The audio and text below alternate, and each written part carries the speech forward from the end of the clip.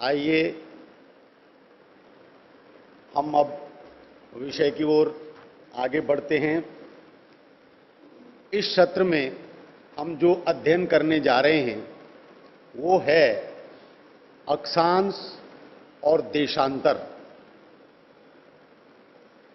और देशांतर की समय में भूमिका।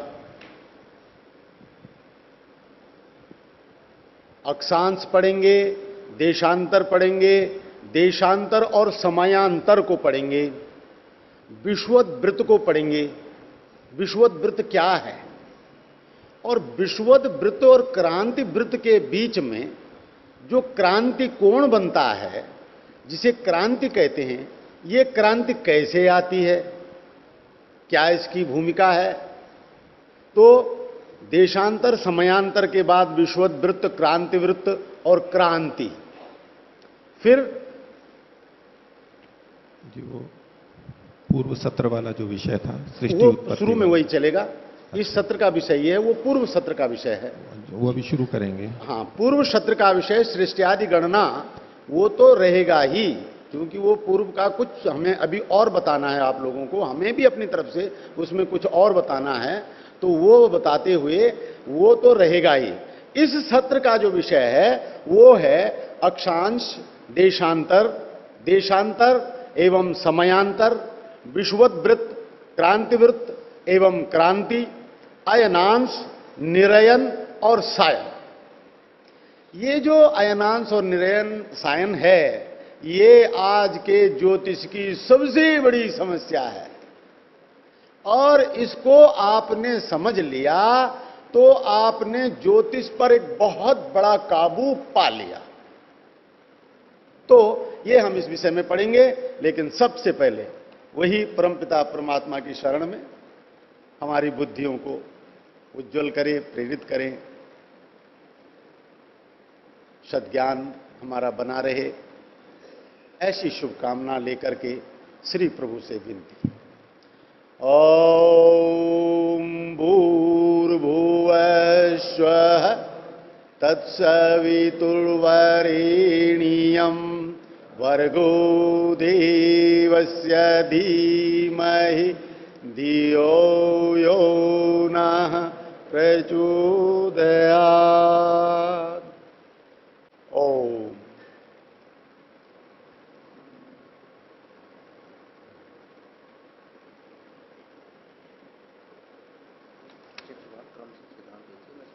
अच्छा, हमने कोशिश की है कि जो हम यहां से पढ़ रहे हैं वो आपको विभू वहां क्रम से दिखाते भी रहेंगे, और जिन लोगों के पास, कुछ के पास हमने ये पत्रक दिया है सृष्टि उत्पत्ति गणना का, और कुछ अधिकांश के पास नहीं है, उससे कुछ फर्क नहीं पड़ेगा।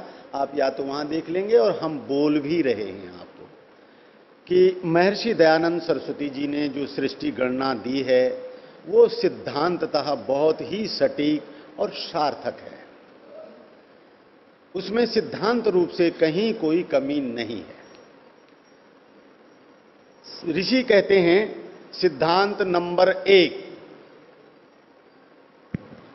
मोबाइल बंद कर दीजिए, सभी अपना देख लें और बंद कर लीजिए। सिद्धांत 1, महर्षि दयानंद सरस्वती जी के स्वयं के श्रीमुख से सृष्टि के आदि में, ध्यान दें, यहां सृष्टि के मध्य में या कहीं और से ऐसा नहीं कहा गया है। ईश्वर वेदों के उत्पन्न करके, वेदों को उत्पन्न करके, पुनः ध्यान दें, सृष्टि उत्पत्ति और वेदोत्पत्ति साथ ही साथ है, ना कि अलग अलग। जैसे कि विद्वान संसार में ईश्वर वेदों को उत्पन्न करके संसार में प्रकाश करते हैं। प्रलय में संसार में वेद नहीं रहते, परंतु उसके ज्ञान के भीतर वे सदा बने रहते हैं, बीजांकुरवत। ये महर्षि के सिद्धांतिक स्वीकृति का पहला अंश आपको पढ़ा। फिर महर्षि कहते हैं, सो सृष्टि की उत्पत्ति करके 1000 चतुर्युगी पर्यंत 1000 चतुर्युगी पर्यंत, इसमें समझौता नहीं है। 996 नहीं है, 999 भी नहीं है। 1000 चतुर्युगी पर्यंत, ध्यान रहे, 994 या 1006 नहीं है। ईश्वर इसको बना के रखता है, इसी का नाम ब्रह्म दिन है। सिद्धांत 3, 1000 चतुर्युगियों के पीछे ज्योतिषीय तथ्यों की भी पृष्ठभूमि है, क्योंकि इस ही अवधि में उनके शीघ्रोच और मंदोच एवं पातों के भी भगण पूर्ण संख्या में प्राप्त होते हैं। अब अगर आपने कम अधिक लिया, पूरे 1000 चतुर्युगी में ही ये भगण चक्र, शीघ्रोचों के, मंदोचों के, ये ज्योतिषीय बातें हैं, आपको सिर्फ सिद्धांतिक रूप से सुनना है। और जो पातों के भगण हैं, ये पूर्ण संख्या में प्राप्त हो पाते हैं। ये दिव्य आकलन सूर्य सिद्धांत का है। सिद्धांत 4, सूर्य सिद्धांत ज्योतिष के प्रमाण ग्रंथों में से है।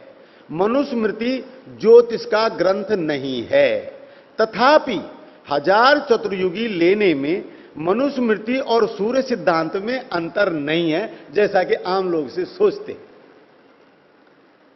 स्वयं महर्षि जी के मार्गदर्शन को समझें।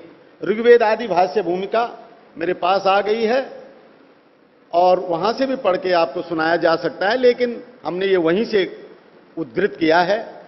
स्वामी जी लिखते हैं, इति सूर्य सिद्धांतादिषु संख्यायते अनया रीत्या वर्षादि गणना कारीति। बहुत लोग, मैंने देखा है, लोग लेखों में लिखते हैं कि स्वामी जी ने सूर्य सिद्धांत को प्रामाणिक ग्रंथ नहीं माना है। ये लिखते हैं लोग ऐसा, या सूर्य सिद्धांत की बात नहीं की है। ये बहुत गलत है। स्वामी जी ने विद्यार्थियों के लिए, ब्रह्मचारियों के लिए जिन ग्रंथों की सूची दी है पढ़ने के लिए, ब्रह्मचारियों के लिए, उन्होंने उसमें सूर्य सिद्धांत को अनिवार्य तौर पर गिना हुआ है। यहां पर अधिकतर लोग जो हैं, वो मैं समझता हूं सभी लोग आर्य समाज के प्रबुद्ध जन हैं, सबने पढ़ा होगा। सत्यार्थ प्रकाश तृतीय समुल्लास में इस बात की पूरा उल्लेख किया है कि एक ब्रह्मचारी को ज्योतिष और ज्योतिष में क्या क्या पढ़ लेना चाहिए, उसमें सूर्य सिद्धांत का जिक्र आवश्यक रूप से किया गया है। इसलिए कुछ लोग जो ये कहते हैं कि उन्होंने सूर्य सिद्धांत की गणना को नहीं माना है, ये बिल्कुल गलत है। स्वामी जी का स्वयं का लिखा हुआ है, ऋग्वेद आदि भाष्य भूमिका में लिखा हुआ है, जहां उन्होंने संकल्प मंत्र दिया है, उसी के शुरुआत में लिखा है, इति सूर्य सिद्धांत आदिषु संख्यायते अनया रीत्या वर्षादि गणना कार्य इति। ऋग्वेद आदि भाष्य भूमिका वेदोत्पत्ति विषय। मनमर्जी से कुछ तो भी कह देना विद्वानों के लिए शोभनीय नहीं है। उल्लेखनीय है कि महर्षि जी का चारों युगों की पृथक पृथक अवधि, कोई ये कहे कि महर्षि ने युगों को कम ज्यादा करके लिया है, तो उसका भी मैंने इस लेख में निराकरण किया है। महर्षि जी ने कलयुग को 4,32,000 वर्ष का ही माना है, और इसके दुगने का उन्होंने द्वापर माना है, इसके तिगुने का उन्होंने त्रेता माना है। विभू आपको इंडिकेट कर रहे हैं, जिनको पास लेख नहीं है वो बिल्कुल वहां देखें, थोड़ा बड़े अक्षर कर दिए हैं आपने, तो आप वहां देखें। तो महर्षि जी ने युगों को भी इतना ही माना है, कम अधिक नहीं माना है। अगर कम अधिक मानते तो तब 1000 चतुर्युगी का कुल मान था वो घट जाता। लेकिन अब आपको बिल्कुल निश्चिंतता से यह हो गया है कि महर्षि जी युगों की व्यवस्था को ठीक वैसे ही ले रहे हैं जैसे मनुस्मृति में दी है, और जैसे अथर्ववेद में दी है, और जैसे सूर्य सिद्धांत में दी है। आगे उन्होंने मनवंतर की जो अवधि है उसको भी बड़ा स्पष्ट कर दिया। मैं स्वयं एक ज्योतिषी के रूप में महर्षि जी का बहुत ऋणी हूं। आपको मैं स्पष्ट बता दूं, अगर ये वेदोत्पत्ति विषय नहीं होता तो मैं ज्योतिष की बहुत सारी बातों को पकड़ ही नहीं पाता।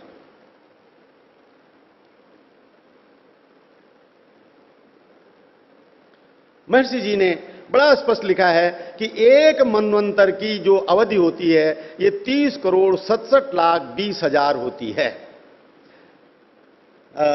आदरणीय आचार्य श्री आ गए हैं, डॉक्टर, अच्छा जी जी जी जी, बहुत सुंदर। तो मानव वर्ष 30,67,20,20 ये मानव वर्ष की अवधि महर्षि जी ने मनवंतर की मानी है। स्पष्ट लिखा है उन्होंने ऋग्वेद आदि भाष्य भूमिका में, किसी को अपनी तरफ से अर्थ आशय लेने की जरूरत नहीं है। फिर है सिद्धांत 5, कोई भी व्यक्ति 1000 चतुर्युगी तब ही कह सकता है जबकि वो उनके मध्यांतर में नीत सतयुगीय माप की कुल 15 संधियों को भी मानेगा। यदि कोई व्यक्ति 1000 चतुर्युगों को तो मानता है किंतु 15 संधियों को नहीं स्वीकारता, ये व्यवहार अर्धजरतीय न्याय, आप सब जानते हैं, अर्धजरतीय न्याय के अंतर्गत स्वीकार नहीं है। यानी चतुर्युगियों को मानना 1000 चतुर्युगों को और संधियों को नहीं मानना, यह बिल्कुल अर्धजरतीय न्याय की बात है, ऐसा नहीं हो सकता। अस्तु जो 1000 चतुर्युगी का ब्रह्म दिवस है या तथैव ब्रह्मरात्रि कहेगा तो उस व्यक्ति की संधि विषयक मान्यता स्वयमेव सिद्ध बनती है। सिद्धांतगत यह बात स्वामी जी की पर भी समान रूप से लागू होती है। सूर्य सिद्धांत में 71 चतुर्युगों को 14 मनवंतर और उनकी 15 संधियों की व्यवस्था बहुत स्पष्ट है। युगानाम सप्ततिशय का 71 युगों की सप्तति स एका, युगानाम सप्ततिशय का मनवंतर में होच्यते कृताब्द संख्यास्ते शांधि प्रोक्तो जलप्लवः संध्यस्ते मनवः कल्पे गेयास चतुर्दश कृप्त प्रमाण कल्पादौ संधि 15 स्मृत।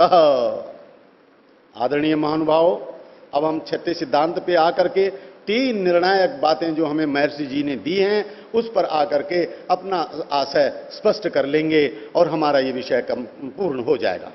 सिद्धांत 6, किसी भी वस्तु या संख्या के भुक्त और भोग्य, देखिए मैंने दिन में भी जो आपको भुक्त भोग्य को स्पष्ट किया, तो मैं यही चाहता था कि जब यहां भुक्त भोग्य का जिक्र होना है तो आपको ठीक ठीक से बात आपकी मानस पटल पे आ जाए कि किसी भी वस्तु या संख्या के भुक्त और भोग्य भागों का योग समस्त वस्तु के बराबर होता है। हमको कहे कोई 100 की संख्या में 40 भुक्त हो गए तो भोग्य कितने रहे? तो भोग्य 60 रहे। तो ये भोग्य 60 और भुक्त 40, इनको दोनों को मिलाओ तो 100 आ जाना चाहिए। अगर 100 नहीं आ रहा है तो हम गिनती में हमारी कहीं कोई गलती रह गई है। तो यह गणितीय त्रुटि अवश्य है, सिद्धांत को बनाए रखते हुए सुधार अपेक्षित बनता है। अब देखिए जो स्वामी जी ने 4 बातें कही हैं, मैं किसी ब्रह्मचारी जी से निवेदन करूंगा कि वो आएं और यहां ऋग्वेद आदि भाष्य भूमिका को थोड़ा जरा अपने हाथ में लें। कोई भी विद्यार्थी आ जाएं, मैं उन्हीं से पढ़वाना चाहूं। नहीं, आप पढ़ोगे?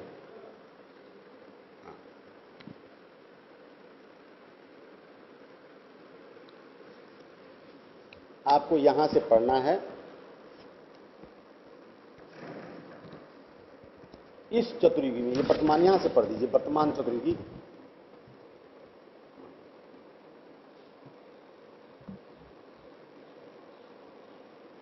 देखिए यहां से पढ़िए और इन चारों युगों यहां से पढ़ना शुरू करिए। आप बस पढ़ते जाइए, मैं जहां रोक लूंगा आपको रोक लूंगा, उधर हो जाइए थोड़ा उनके तरफ।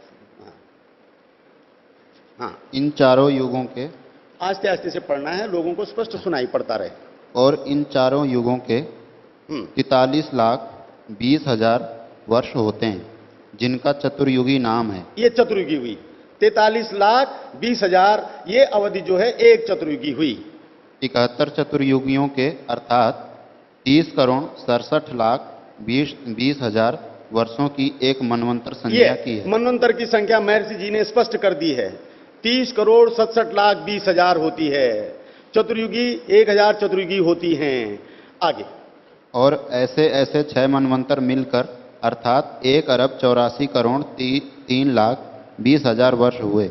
अब तक 6 मनवंतर चले गए हैं, ये 7वां मनवंतर है। सीधी सी बात है कि 6 मनवंतर गए तो 6 गुणा गए 30,67,020 30,67,000 3,67,20,000, इसको गुणा करेंगे 6 से, ये कुल अवधि इस समय तक बीत चुकी है। आगे, और 7वें मनवंतर के भोग में यह 28वीं चतुर्युगी है। इस चतुर्युगी में कलयुग के 4,976 वर्षों लिखिए। का अब विभू भोग आप हो लिखिए, चुका है।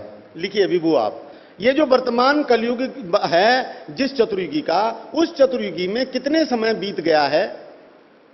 कितना बीत गया बोले आप विद्यार्थी जी? 4976। 4576। ये संवत 976, 4976 4973। विक्रम संवत 1933 के अनुसार। हाँ, ये विक्रम संवत 2033 की गणना है, आज की नहीं है। 1933। 1933 की है, लेकिन वो तो किसी भी काल की भुक्त और भोग्य को जोड़ेंगे तो 4,32,000 आना चाहिए। 4976 वर्षों का भोग हो चुका है और बाकी 4,27,024 वर्षों का भोग होने वाला है। हाँ, इसको बोलिए फिर दोबारा। 4,27,024 वर्षों का भोग होने वाला है। हाँ,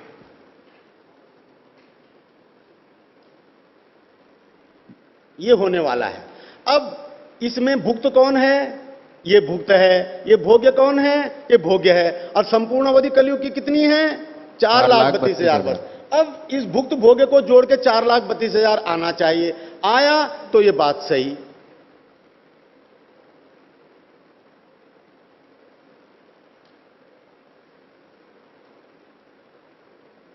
ठीक है, बहुत अच्छा, धन्यवाद। जानना चाहिए कि 12,05,32,976 वर्ष तो वैवस्वत मनु के भोग हो अब चुके हैं। वैवस्वत मनु की बात कर रहे हैं महर्षि जी, बता रहे हैं कि इसमें कितने वर्ष भुक्त हो चुके हैं और कितने भोग्य हैं।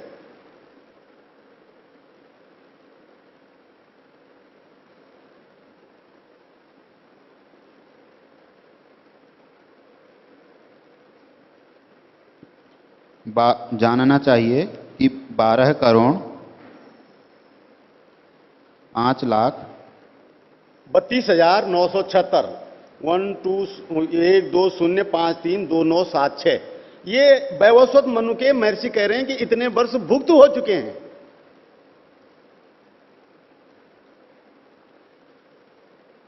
और 18,61,00,000। हाँ, बिल्कुल बिल्कुल ठीक बोले। 61,87,024 वर्ष भोगने के बाकी रहे हैं।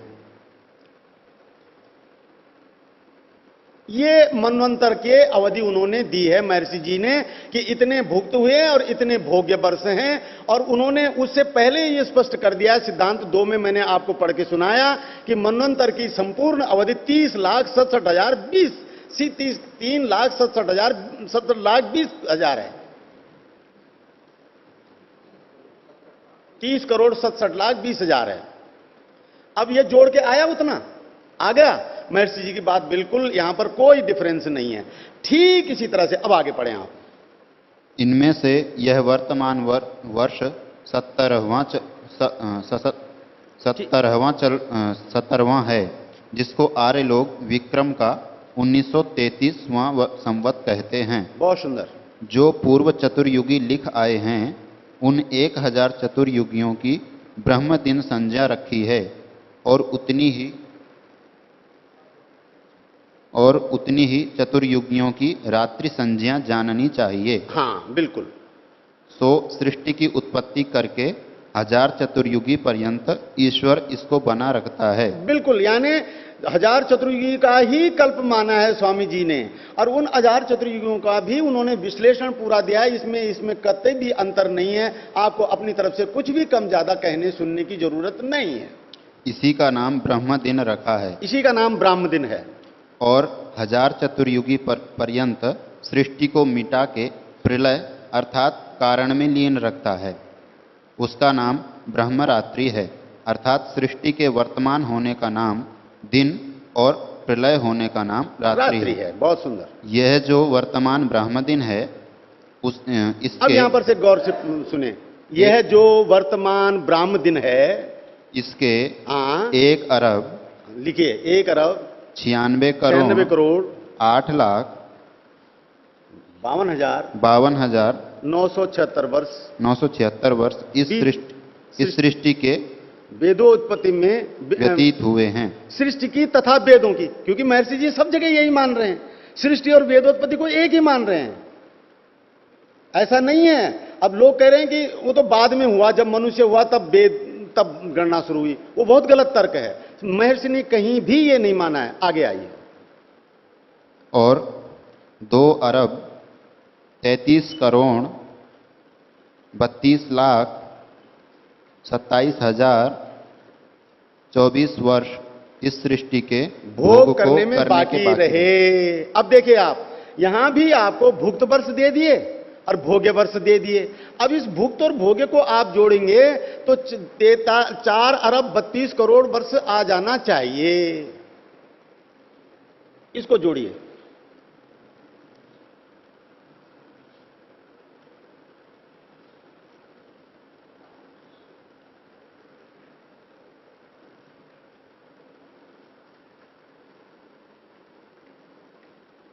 बस ठीक है विद्यार्थी जी, आप जान लीजिए। धन्यवाद। ये मैंने इनको बुला के इसलिए वो किया कि आपके सामने स्पष्ट तौर पर सामने पढ़ लिया जाए, ये ऋग्वेदादि भाष्य भूमिका से, और आप लोग ठीक से इसको समझ लें। और सबके मनों से ये शंका हमेशा हमेशा के लिए चली जानी चाहिए कि सृष्टि गणना में हमको क्या लेना चाहिए और क्या नहीं लेना चाहिए, इसके बारे में कतई शंका नहीं होनी चाहिए। और ये बड़ी खुशी की बात है कि कुछ विद्वान लोग, जैसे अभी वैदिक संसार है, हमारा आर्यव्रत केसरी है, इन विद्वानों से जब हमारी बात स्पष्ट हुई, उन्होंने 1 अरब 97 करोड़ वाली गिनती को लिखना शुरू कर दिया। मैं यहाँ परोपकारिणी के सामने आज हूँ, मैं यहाँ से भी अपेक्षा करता हूँ कि वो समाज का सत्य के अर्थ में मार्गदर्शन करेंगे। ये जो गिनती हमने जब जोड़ी तो ये गिनती 4,32,000 वर्ष नहीं आई। इसका मतलब सिद्धांतिक रूप से महर्षि बिल्कुल सही है, लेकिन गणनात्मक रूप से जब यहां कोई बात आई तो ये पूर्ण नहीं हुई। अब इसमें कमी कितनी आई वो और देख लीजिए। लिखिए इसमें नीचे 17 सतयुग की अवधि को गुणा गया 7। हाँ, मतलब जो संधियों की अवधि है 1728 3 टाइम्स 0 इंटू 7 इक्वल टू 120 96,000। ये कमी रह गई। अब अगर आप इसमें इतना जोड़ देंगे तो ये फौरन 4 करोड़ 32 लाख वर्ष पूरे हो जाएंगे। तो इसके साथ ही मेरा ये सृष्टि का प्रकरण पूरा हुआ और सृष्टि की गणना 1 अरब 97 करोड़ 29,49,117 वर्ष है। ये हमने विस्तार से प्रतिवर्ष दे रहे हैं और 7 आएगा, 6 नहीं 7 आएगा। हाँ ठीक है, इसके साथ ही ये पूरी हो जाएगी गणना। और ये पूरी हो जाएगी तो भुक्त और भोग, असली तर्क ये है कि भुक्त और भोग्य मान, अगर महर्षि जी ने, मैं आपसे बार बार कह रहा हूं कि उन्होंने बहुत, अगर ये भुक्त भोग्य नहीं दिया होता तो मेरी कोई हस्ती नहीं थी कि मैं आपको इसको सिद्ध करके दिखा देता। लेकिन चूंकि उन्होंने दोनों के, कलयुग के भी भुक्त भोग्य दिखाए हुए हैं, मनवंतर के भी भुक्त भोग्य दिखाए हैं, उन्होंने चतुर्युगी के भी, ब्रह्म दिन के भी भुक्त भोग्य वर्ष दिखाए हैं, हमको बात स्पष्ट हो गई। जी बोलें। तो ये जो आपने जोड़ा अभी, हाँ 7 सतयुग का काल, हाँ, ये जो भुक्त था उसकी संधियों का काल जोड़ा है आपने? हाँ नहीं, इसमें आप पूरे 15 को जोड़िए तो 43। आपने कितना जोड़ा है ये? नहीं 15 जोड़ लीजिए, 15 जोड़िए आप। हम पूरे ब्रह्म दिन की बात कर रहे हैं ना, इसलिए 7 की बात मत करिए। जुड़ेंगी वो जो छूट गई हैं भुक्त में जुड़ने से, वो तो 7 ही संधियां हैं, लेकिन टोटल को 4 अरब 32 करोड़ लाने के लिए 15 संधियों का काल ही जुड़ेगा। तो ये 7 वाला जोड़ेंगे तो 4 अरब, 7 वाला हम 7 वाला जोड़ेंगे तो वर्तमान का आया नहीं, जो 196 आया है ना, आपने जो अभी जोड़ा इसे 4 अरब 32 करोड़ आ रहा था योग। तो अगर हम 15 संधियां जोड़ेंगे तो पूरा आएगा। अपने को 4 अरब 32 करोड़ लाना था ना? 4 अरब 32 करोड़ लाना। एक बार फिर से लाओ, एक बार फिर से लाओ, फिर से लाओ, जोड़े। इसको फिर से लाओ। एक कैलकुलेटर मैं भी ले लूं, इसे फिर से लाइए, बिल्कुल लिखिए, मैं बताता हूं आपको। 1 अरब 96 करोड़ 1960852976, ये भुक्त अवधि है चतुर्युगी उसकी, ब्राह्मण दिन की। और भोग्य अवधि दी है स्वामी जी महाराज ने 2 33 32 27 024, 2 33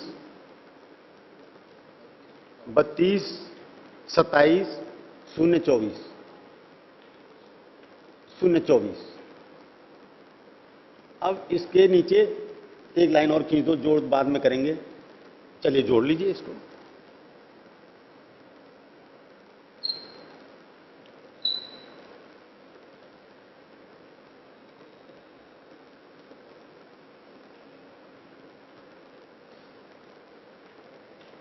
हाँ, अब नीचे आओ, 15 गुणा गया, इसमें बाद में आएंगे, नीचे हाँ थोड़ा जगह छोड़ के 15 को गुणा करो 17,28,000 से, वो आ रहा है 259, अच्छा हाँ 00, जब 4 टाइम्स 0, 2952,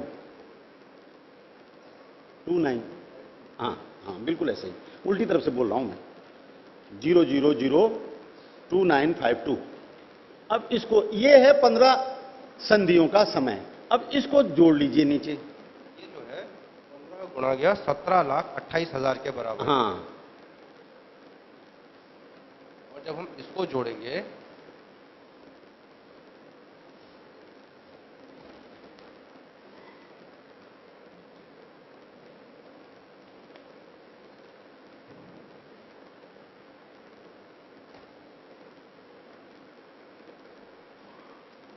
ये आ गया हमारा 4,32 करोड़। 15 संधियां पूरे इसके जोड़ में, जो अगर हम 15 संधियां जोड़ेंगे तो आ जाएगा, और अगर हम सिर्फ आज का समय जानना और इसमें जोड़ना हो तो हमें इस समय तक की भुक्त संधियों को ही जोड़ना पड़ेगा। इसमें अगर हम 6 चतुर्युगी हम क्यों जोड़ दें, हम अपनी मन मर्जी से कुछ भी क्यों जोड़ दें, क्योंकि 15 जो नहीं, चतुर्युगी, माइक ले लीजिए, माइक ले लीजिए, आपकी बात सुनेंगे जरा। जो सतयुग होते हैं ना, जो आप 4 चतुर्युग कह रहे हैं, 6 चतुर्युगी कह रहे हैं, वो क्या है कि एक जो सतयुग होता है, आपको हमने भुक्त और भोग्य अवधि का योग दिखाया है। हाँ जी, हाँ जी, मैं देखिए ऐसा कर लीजिए आप,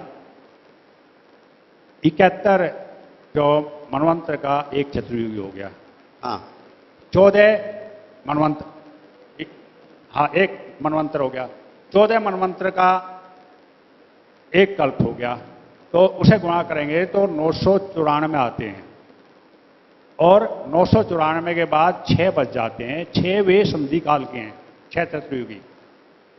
इस तरह से आएगा तो ठीक बनेगा। हाँ, तो वही जो 6 चतुर्युगी हैं, जो 6 चतुर्युगी आप कह रहे हैं, संधि काल की 6 चतुर्युगी नहीं है। संधि काल की 15 संधियां हैं सतयुग प्रमाण की। थोड़ा सा मेरी बात को एक बार मुझे कह लेने दीजिएगा, मेरी बात स्पष्ट हो जाएगी आपको। एक सतयुग, जब हमने चतुर्युगी गिनी थी तो कलयुग 1, उसका दुगुना द्वापर, उसका तिगुना त्रेता और उसका 4 गुना सतयुग। अच्छा, तो इन दोनों का टोटल 1 + 2 + 3 + 4 इस अनुपात में है, इनका टोटल आता है 10। 15 एक सतयुग जो होता है, ये एक चतुर्युगी का 4/10वां हिस्सा होता है। ठीक है, एक सतयुग 4 हुआ, मतलब हमारे जो युग हैं वो है 1, 2, 3, 4। अब सतयुग हमारा इस पूरी चतुर्युगी का कितना हिस्सा हुआ, इनका जोड़ 10 आया। तो जब हम 15 सतयुग लिखते हैं तो एक सतयुग हुआ 4/10 चतुर्युगी, और जब हम इसको 15 करते हैं, 15 सतयुग हुए, तो ये हमारे 6 चतुर्युगियों के बराबर आ जाते हैं, हाँ जी। है ना। तो ये बीच- काल का समान होना एक अलग बात है। मतलब ऐसे समझ लीजिए, काल मतलब ये एक बात अलग है कि 6 चतुर्युग 15 संधियां 6 चतुर्युगियों के बराबर हैं, लेकिन वो कहां कहां और किस किस अंतराल में रखी वो जाएगी, लास्ट में ही आती हैं सदैव। वो लास्ट में नहीं आती। इसका ज्योतिष से विरोध होता है, मैं आपको नहीं, बताता हूं इसके लास्ट में आते हैं। मैं आपको नहीं, बताता नहीं, हूं। नहीं, लास्ट नहीं में आते हैं, मेरी बात सिद्धांत आप ही पूरी नहीं होने नहीं है। दीजिए। सिद्धांत रूप से मैं आपको बताऊं, ये सारी गणना हमने ज्योतिष सूर्य सिद्धांत के मध्यमाधिकार में पढ़ी। सूर्य सिद्धांत एक पूर्ण ग्रंथ है, और आप जानते हैं कि बिना पूर्ण ग्रंथ को पढ़े हुए जब भी हम कुछ लेते हैं तो कुछ न कुछ अधूरा छूट जाता है। ये हमारी जो हम ये कह रहे हैं ना कि 4 संधियां लास्ट में जुड़ेंगी, वो इसी कारण है। सूर्य सिद्धांत में एक महायुग में सूर्य सिद्धांत गणना के लिए ग्रंथ है, और अगर किसी गणना में दिए हुए ग्रंथ के अनुसार अगर गणना गणित नहीं हो पाती तो क्या वो सिद्धांत सही होगा? सूर्य सिद्धांत में प्रत्येक महायुग में, एक चतुर्युगी में प्रत्येक ग्रह के होने वाले भगणों की संख्या दी है। इसी प्रकार एक कल्प में जो अत्यंत सूक्ष्म गति से चलते हैं, इसका मतलब तो जब प्रलय होगी उसका एक ही क्षण लगेगा, उसमें कोई टाइम नहीं लगेगा। अगर प्रलय होगी यानी सृष्टि समाप्त होगी तो उसमें कोई टाइम नहीं लगेगा, वो टाइम नहीं लेगी, या सृष्टि बनेगी उसमें कोई टाइम नहीं लगेगा। अगर 4 चतुर्युगी आप सारी एक साथ लगा देंगे तो जो 996 भी चतुर्युगी समाप्त होगी, तो क्या अचानक से 4 चतुर्युगों के लिए प्रलय हो जाएगी? टाइम लगेगा, टाइम लगता तो है। टाइम जैसा 4 चतुर्युगों को प्रलय एक होने साथ में भी लगाने टाइम में लगता लगेगा। है, सृजन होने में भी टाइम लगता है। तो जैसा 4 चतुर्युगों को एक साथ अंत में लगा देने में लगेगा, वैसे ही एक सतयुग प्रमाण की संधि लगाने में भी लगेगा। समय अंतर से भेद ना करें, इसको ज्योतिष की दृष्टि से एक बार मेरी बात समाप्त हो जाने दीजिए, आपको यह स्वतः समझ में आ जाएगा। ग्रह बहुत तेजी से घूमते हैं। एक महायुग में सूर्य के 4,32,000 भगण होते हैं, 43,20,000 एक महायुग में। लेकिन इन्हीं ग्रहों के मंदोच और शीघ्रोच, ये थोड़े ज्योतिषीय टर्म हैं, ज्योतिषीय शब्द हैं। अगर आप मुझे वक्त देंगे तो मैं इनको एक्सप्लेन कर दूंगा। शीघ्रोच और मंदोचों की गति बहुत सूक्ष्म होती है, बहुत धीरे धीरे चलते हैं। इतने धीरे धीरे चलते हैं कि एक कल्प में सूर्य के सिर्फ 387 भगण होते हैं। एक कल्प मतलब 1000 चतुर्युगियों में सूर्य के सिर्फ 387 भगण होते हैं। मंगल के सिर्फ 204 ही होते हैं। अगर हम इन संधियों को सीधे सीधे एक साथ एक लास्ट में रख देंगे, तो जब हम ग्रह गणित करने लगेंगे तो हमारे ये जो अनुपात हैं ये सारे बिगड़ जाएंगे। एक भी ग्रह की गणना सही नहीं होगी। हम आज 1,97 करोड़ वर्ष में बैठे हैं। इस अनुपात से अगर हम सूर्य का मंदोच का निकालते हैं कि सूर्य का मंदोच आज कहां है, तो सही निकलेगा। लेकिन अगर हम संधियों को छोड़ देंगे तो यह गणित सही नहीं आने वाली। संधियां उसी प्रकार से और उसी हिसाब से रखी जाएंगी, तभी सूर्य सिद्धांत की गणना सही हो सकती है। नहीं तो सूर्य सिद्धांत ही अशुद्ध ग्रह सिद्ध हो जाएगा। इसलिए संधियों को उसी तरीके से रखा जाएगा जिस तरीके से सूर्य सिद्धांत में निर्देश दिया गया है। नहीं तो यह सारी गणित गड़बड़ हो जाएगी, सूर्य सिद्धांत सारा अशुद्ध ग्रंथ हो जाएगा। सिर्फ मध्यमाधिकार में सिर्फ ग्रहों के भगणों को देखते हुए इस पूरी चीज का निर्णय कर लेना उचित नहीं है। उचित है कि सूर्य सिद्धांत को समग्र रूप से पढ़ करके और तब निर्णय लिया जाए। आचार्य जी, ये संधियां जो 85 तरह की होती हैं, सुबह की संधि, शाम की संधि, वर्ष वर्ष की संधि, युग युग की संधि, चतुर्युग की संधि, इनमें से किसी संधि को जोड़ने को नहीं कहा गया। केवल मनवंतर और दूसरा मनवंतर जो आता है, इसके बीच में संधि काल बताया गया है। क्या एक मनवंतर बीतने के बाद और दूसरा मनवंतर शुरू होने से पहले ऐसा होता है कि प्राणी जगत समाप्त हो गया हो या मनुष्य का लोप हो गया हो? सृष्टि प्रलय में कुछ परिवर्तन आता है क्या? महर्षि दयानंद सरस्वती जी महाराज ने ये लिखा है कि प्रलय केवल संपूर्ण कल्प के बाद आती है और वो भी 1000 चतुर्युगी की होती है। और यही सिद्धांत ग्रंथों में भी एक्सेप्ट किया गया है जो स्वामी जी कह रहे हैं। 1000 चतुर्युगी का दिनमान होता है और 1000 चतुर्युगी का रात्रिमान होता है। ये रात्रिमान सृष्टि की प्रलय है। इसको स्वामी जी ने भी ऐसे ही स्वीकार किया। बीच में मनुष्य का लोप नहीं होता। मैं समझता हूं कि सृष्टि के तत्वों का लोप नहीं होता, लेकिन सृजन शांति में रहता है। इस संबंध में कि मनुष्यों का लोप होता है या नहीं होता, देखिए कुछ चीजें ऐसी होती हैं जो बिल्कुल ही हाइपोथेटिकल सिचुएशन में चली गई। हम नहीं जानते कि मनुष्यों का लोप होता है या नहीं होता। हम जो चीज जानते हैं उसके बारे में आपसे अधिकार पूर्वक कह सकते हैं। हमारे रही बात संधियों की, तो मैं आपको थोड़ा संज्ञान में लाना चाहूंगा कि संधि काल सिर्फ मनवंतरों में ही नहीं है, चतुर्युगी में भी है, लेकिन वहां चतुर्युगी की गणना में शामिल है। चतुर्युगों में क्या है कि ये जो 1, 2, 3, 4 है, जो चतुर्युगी हैं वो हैं 100 दिव्य वर्ष की, और उसमें उसके दशमांश के बराबर पूर्व संधि और लास्ट में संधि है। इस तरह से ये संधियां जो हैं उसमें जुड़ी हुई हैं। जो 4,32,000 है, सैद्धांतिक रूप से जो मूल रूप से कहा गया वो तो यह है कि 1000 वर्ष की एक हुई, 1000 की नहीं बल्कि 1200 तो वो तब आती है जब उसमें दशमांश जुड़ता है। 1000 का दशमांश हुआ 100 वर्ष, तो वो 100 और 100 1200 वर्ष हुए। ये टोटल कलयुग की अवधि हो गई। इसी तरह से जो हम चतुर्युगियों की गणना करते हैं तो उसमें संधियां इस 4,32,000 में इंक्लूडेड। जब हम मनवंतरों को बीच में एक और बात, युगानाम सप्ततिशय का सिद्धांत ग्रंथ हमें स्पष्ट कह रहे हैं, हमें अपनी तरफ से कुछ भी लगाने की और कम करने की इजाजत नहीं है। और उस गणना को क्यों भी हमें अपनी तरफ से इस गणना में कोई परिवर्तन नहीं। देखिए उस समय मनुष्य का लोप हो जाता है, सृष्टि रहती है नहीं रहती है, प्रलय होती है नहीं होती है, ये भी हमने ग्रंथों से ही जानना है। हमारे पास हमारे अनुभव से जानने का कोई अधिकार नहीं। महर्षि जी ने जो लिखा है वो हम आपको बता दिया। महर्षि जी ने जो लिखा है वो हमने आपको बता दिया। और गणित के हिसाब से वो संधियां ऐसा नहीं किया जा सकता कि 4 संधियों को एक साथ लास्ट में लगा दिया जाए। वो संधियां समान रूप से वितरित होंगी, अन्यथा सूर्य सिद्धांत अशुद्ध ग्रंथ हो जाएगा। अब हम इस बात पर विचार करें कि प्रलय के समय में मनुष्य रहता है या नहीं रहता, या अपने इस विचार के लिए सूर्य सिद्धांत को अशुद्ध अशुद्ध ग्रंथ साबित कर दें। हमें क्या करना चाहिए? निर्णय आपके ऊपर है। गणित से तो 15 संधियां होती हैं और 15 संधियां क्रमानुसार ही लगेंगी, अन्यथा गणित गलत हो जाएगी। महर्षि जी ने सूर्य सिद्धांत को प्रामाणिक ग्रंथ माना है, उसकी प्रामाणिकता बनाए रखी जानी चाहिए। और उन्होंने ये जो गणनाओं है, में इसको देखिए, संधि क्या है? ये विषय यद्यपि मेरा नहीं है, तो मैं फिर भी जो पढ़ा हुआ है वो बता देता हूँ। ठीक बात है। मनु का श्लोक है पहले अध्याय का 69। अच्छा, चत्वार्याहु सहस्राणि वर्षाणाम तत्कृतम युगम तस्य यावच्छति संध्या संध्यांश्च तथाविध। इसका अर्थ है तत्चत्वारि सहस्राणि वर्षाणाम कृतम युगम, उन दैवी जिसमें दिन रात का वर्णन है, 4000 दिव्य वर्षों का एक सतयुग कहा है। और इस सतयुग की जितने दिव्य वर्ष अर्थात 400 वर्ष की संध्या होती है, और उतने ही वर्षों का 400 वर्षों का संध्यांश का समय होता है।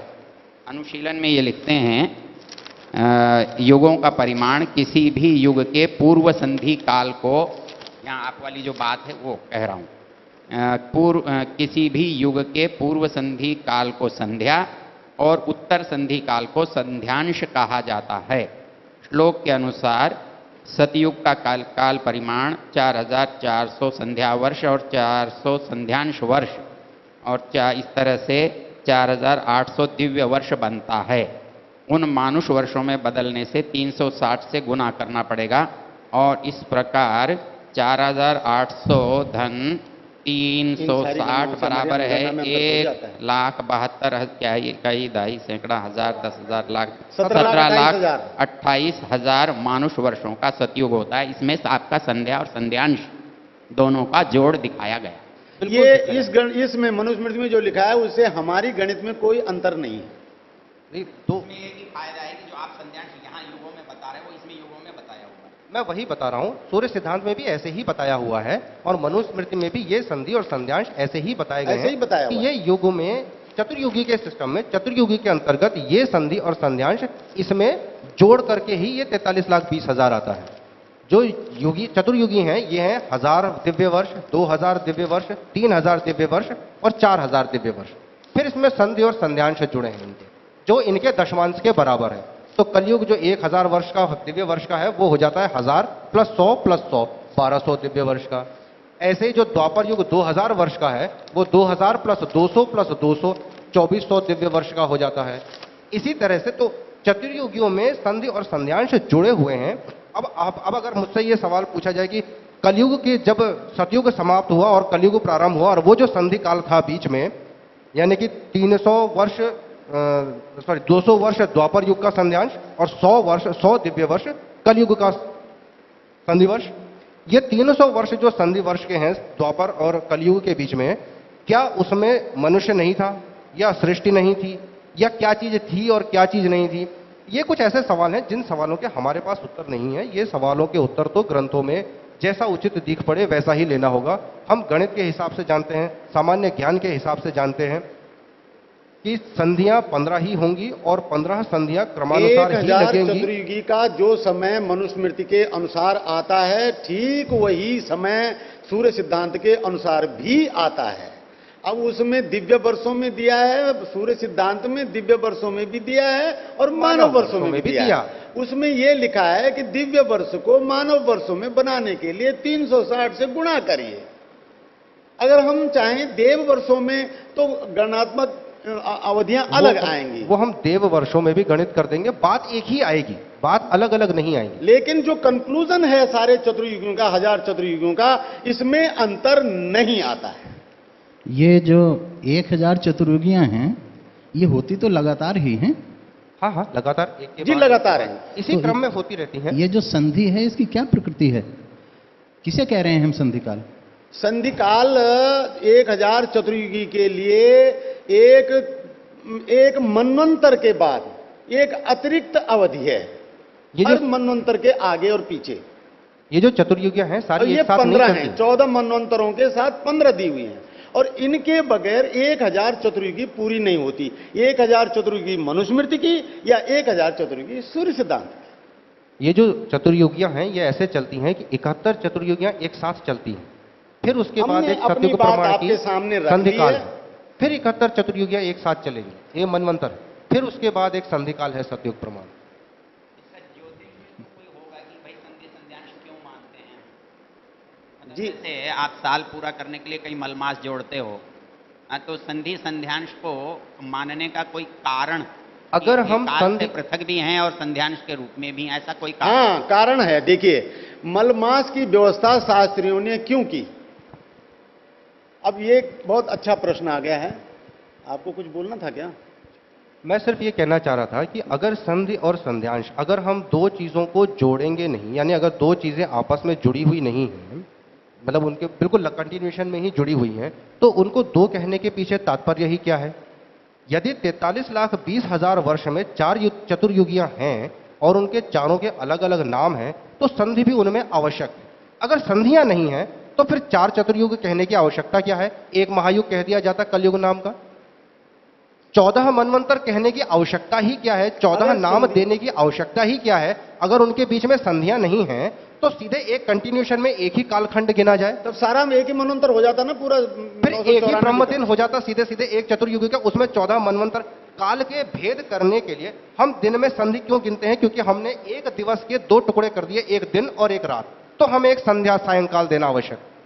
हमने 2 मासों को जोड़ेंगे, 2 पक्ष को जोड़ेंगे, तिथियों को, जब भी हम 2 चीजों को जोड़ेंगे तो संधि अवश्य आएगी और उस संधि का प्रमाण देना आवश्यक हो जाएगा।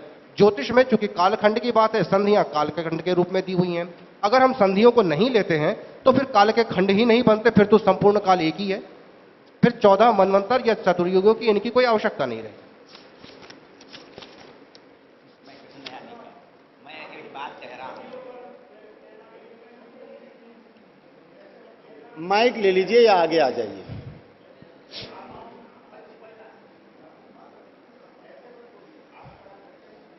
देखिए, हमने आपके सामने, मैं बोलूं? हाँ, सभी से निवेदन है कि इसको शिष्टों की सभा की तरह ही रखेंगे। जब हाथ खड़ा कीजिए, यहां से स्वीकृति होती है तो ही बोलिए। आप अपने आप बोलेंगे, एक बोलेगा तो दूसरा भी बोलेगा और यहां निर्णय नहीं होगा। हम निर्णय के लिए बैठे हैं, विवाद के लिए नहीं बैठे।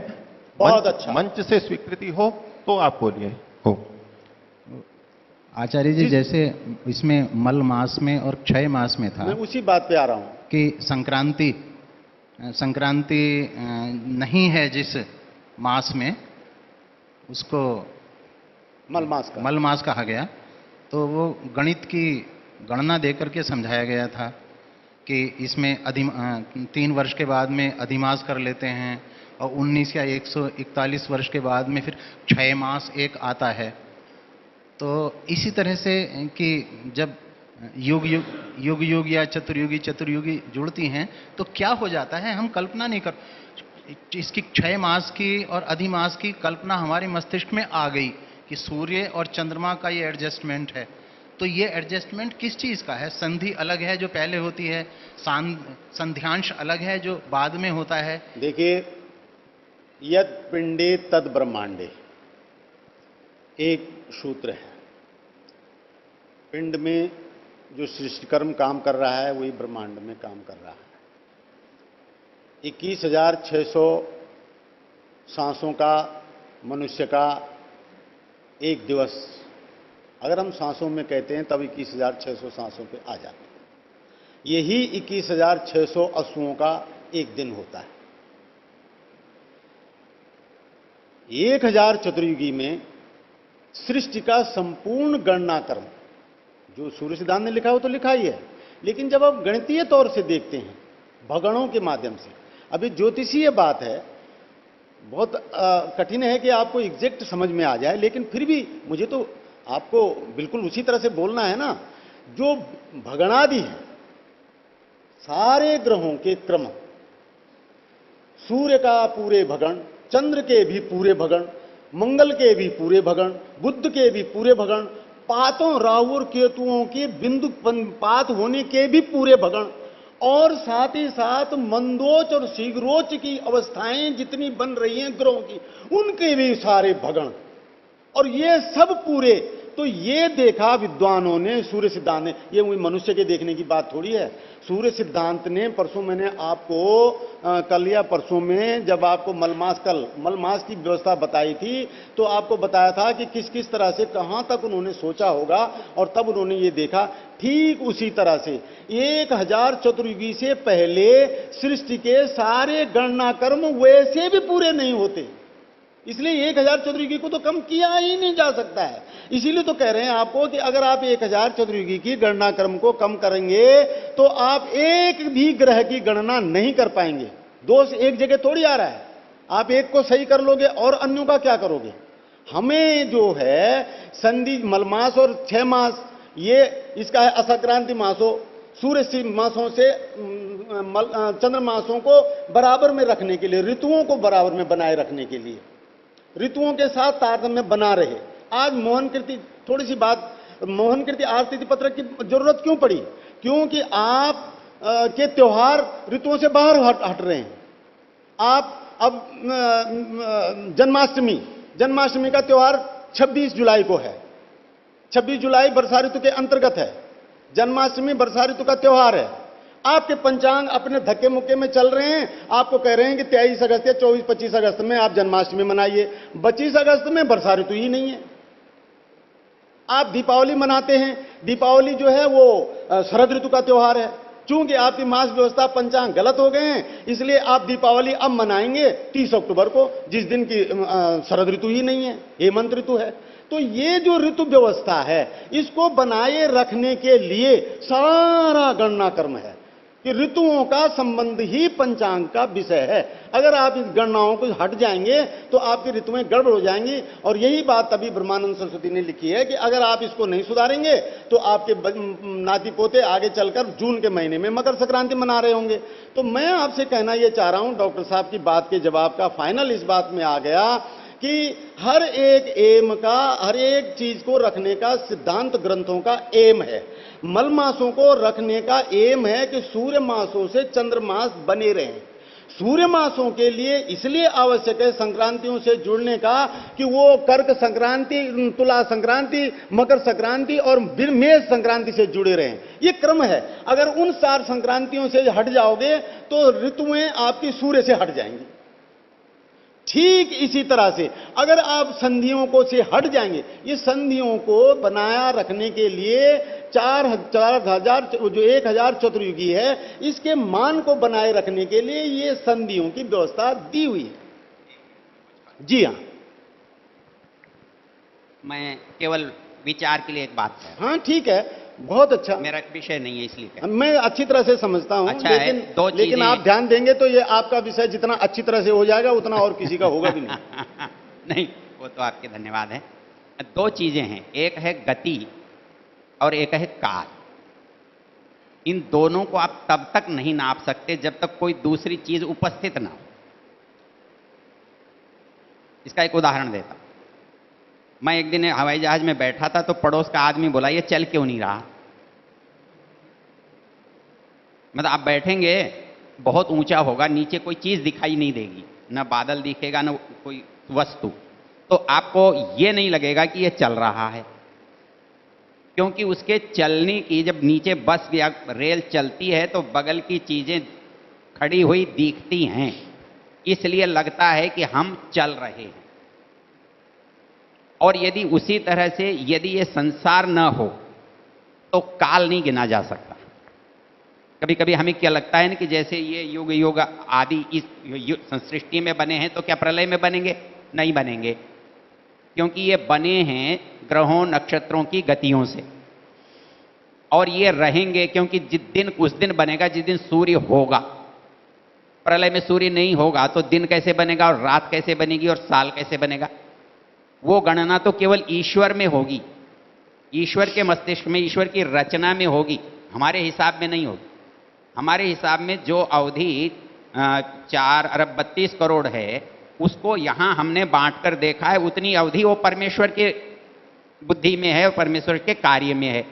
तो ये संध्यांश भी हमको भले ही पता नहीं लग रहा है कि इसका मूल आधार क्या है, कुछ ऐसा होना चाहिए जिसके कारण से ये एक से दूसरे को अलग कर रहे हैं। हाँ, मेरा इतना ही निवेदन है। और इसके लिए एक उदाहरण दे दूं आपको कि हमारे यहाँ काल को भी हम नाप नहीं सकते यदि कोई वस्तु ना हो, और काल को नापने का व्याकरण में एक सिद्धांत है, वो ये है कि आगे और पीछे दो शब्दों का प्रयोग होता है, और ये आगे और पीछे शब्द का प्रयोग नहीं हो तो काल का नाप नहीं हो सकता। और ये काल का नाप संध्यांशों में किया है, तो कोई चीज तो होगी जो आगे पीछे बना रही है उसको। ठीक, धन्यवाद। जो चीज इनको आगे पीछे बना रही है वो यही कल्प के शीघ्रोच और मंदोच के भगण है। 71 चतुर्युगियों में इनके हिस्सों में पूर्णांकों में स्थिति आती है। अब अगर मैं इनको लगातार कंटिन्यूएशन में लेता रहूं तो मेरे लिए दो कारण है। देखिए, अगर मैं इनको आज हम ये कहते हैं कि कलयुग के 4000 5117 वर्ष बीत गए, अगर हम इसको कलयुग नाम ना दें तो हम कितने वर्ष कहेंगे? सतयुग से गिनने पड़ेंगे कि हम एक चतुर्युग में आज हमें इतने वर्ष हो गए, तो हमारी कितने ज्यादा संख्या हो जाएगी वर्षों की। अगर हम चतुर्युगी भी ना कहें तो हमें इस मनवंतर में गिनने पड़ेंगे, तब हमें गिनने पड़ेंगे कि कितने दिन हो गए आज तक। और हमारा जो गणित है वो उतना ही क्लिष्ट होता चला जाए। उसको सरलतर करने के लिए इन कालखंडों के इस युक्तिपूर्वक विभाग किए गए हैं कि इनमें कुछ संख्याएं पूर्णांकों में हो जाए। कलयुग में चंद्र के पात और राहु, चंद्र के पात को छोड़ करके बाकी सभी ग्रहों के पात संख्या पूरी हो जाती है। सतयुग को 4 गुना इसलिए रखा गया है क्योंकि कलयुग में जब चंद्र के पात होते हैं तो वो पूर्ण संख्या के बाद 0.25 पर आते हैं। तो 4, जब सतयुग 4 गुना होता है तो उसमें वो पूर्ण संख्या को प्राप्त हो जाते हैं। तो महायुग में चंद्र के पात भी पूर्ण संख्या को प्राप्त हो जाते हैं। ऐसे ऐसे 71 चतुर्युगियां अगर कंटिन्यूएशन में चलती रहें तो जो ये सूर्य और चंद्रमा के जो मंदोच हैं, सूर्य के जो मंदोच हैं, ये 71 चतुर्युगियों में तो पूर्ण संख्या को प्राप्त होते हैं। लेकिन इसके बाद इसके एक चतुर्युग, एक सतयुग समान जो अवधि जो बीच में जिस संधि ली गई है उस अवधि को छोड़ना पड़ता है ताकि अगली चतुर्युगी के लिए पुनः वो पूर्ण अंकों में प्राप्त होते चली जाए। तो ये एक गणितागत व्यवस्था है, इसलिए और इसमें ये 15 सारी गणना सूर्य सिद्धांत के अंतर्गत है। और इसलिए ये 15 अब संधियां आगे चल करके आपने इस साल में समझता हूं पूरी हो गई बात ना, कि और है अभी? ये जो है सूर्य आदि के समायोजन के लिए संधि और सांध्य, हाँ जी जी, संध्यांश, ये हाँ, ये आवश्यक है। आवश्यक है। अगर आप ऐसा नहीं करेंगे, अगर हम पूरी चतुर्युगी एक साथ ले लेते हैं और कलयुग के 5114 वर्ष नहीं गिनते, हम इस चतुर्युगी के आरंभ से, सतयुगी के प्रारंभ से टोटल दिन गिनते हैं आज तक के, तो गलतियों की संभावना इतनी ज्यादा बढ़ जाती है। कैसे बढ़ती है मैं आपको एक छोटे से गणित के उदाहरण से बताना चाहता हूं, थोड़ा सा ध्यान दीजिएगा। 1/3 कितना होता है?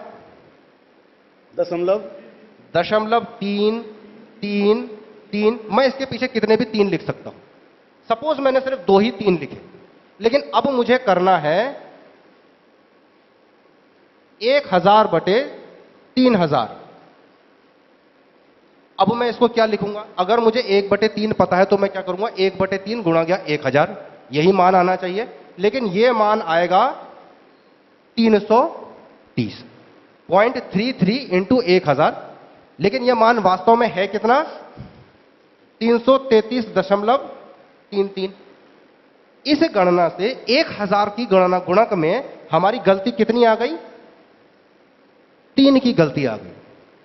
अगर हम काल गणना के लिए छोटे छोटे खंडों का इस्तेमाल करेंगे तो हमारी ये गलतियां, सूर्य सिद्धांत इतना एक्यूरेट, जिस समय सूर्य सिद्धांत आया है समाज में या प्रकट हुआ है, उस समय सूर्य सिद्धांत इतना एक्यूरेट इसलिए रहा है कि उसमें 1004,32 साल दशमलव के 12 अंकों तक उन्होंने गणना कर रखी है। तो वो एक्यूरेट है, सूक्ष्मतर है। अगर ऐसे ही छोटे छोटे कालखंडों, तो उस गणना को, जो गणनाएं एक कलयुग में पूरी हो जाती हैं उनके लिए कलयुग ही पर्याप्त है। मेरे सूर्य के भगण एक कलयुग में 4,32,000 ही होते हैं, पूरे पूर्ण संख्या में होते हैं। तो सूर्य के भगणों के लिए चतुर्युगी लेनी या कल्प की गणना लेने की आवश्यकता नहीं। लेकिन चंद्रपाद एक चतुर्युगी में ही पूरे होते हैं, उनके लिए हमें चतुर्युगी लेनी आवश्यक है। कल्प, जो सूर्य के मंदोच हैं, ये एक कल्प में ही पूर्ण होते हैं, उनके लिए कल्प ही लेना आवश्यक है। अगर हम उनको छोटे कालखंड में लेंगे तो इसी अनुपात में अगर मैं कह रहा हूं कि 1000 चतुर्युगी में 387 सूर्य के मंदोज के भगण होते हैं, हम एक चतुर्युगी में लेंगे तो 3.87 हुए। 3.87 अपूर्ण संख्या है। इसको जब हम गणित करेंगे, कोई इसको 4 भी लेगा, 3.8, 3.9, तो ये गणना जब हम कल्पांतर के समय में जब इसमें गणित करने लगेंगे तो इसमें अशुद्धियां बढ़ती चली जाएंगी।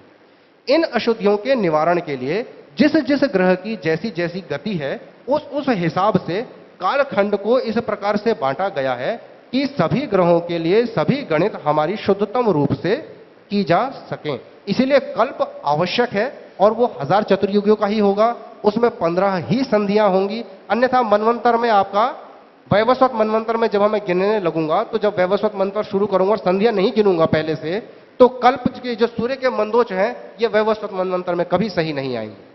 7वें वैवस्वत मनवंतर के लिए 6 संधियां पूर्व में जुड़नी आवश्यक हैं, ताकि ये कल्प, ये मंदोच इस मनवंतर के प्रारंभ में सही आ जाए।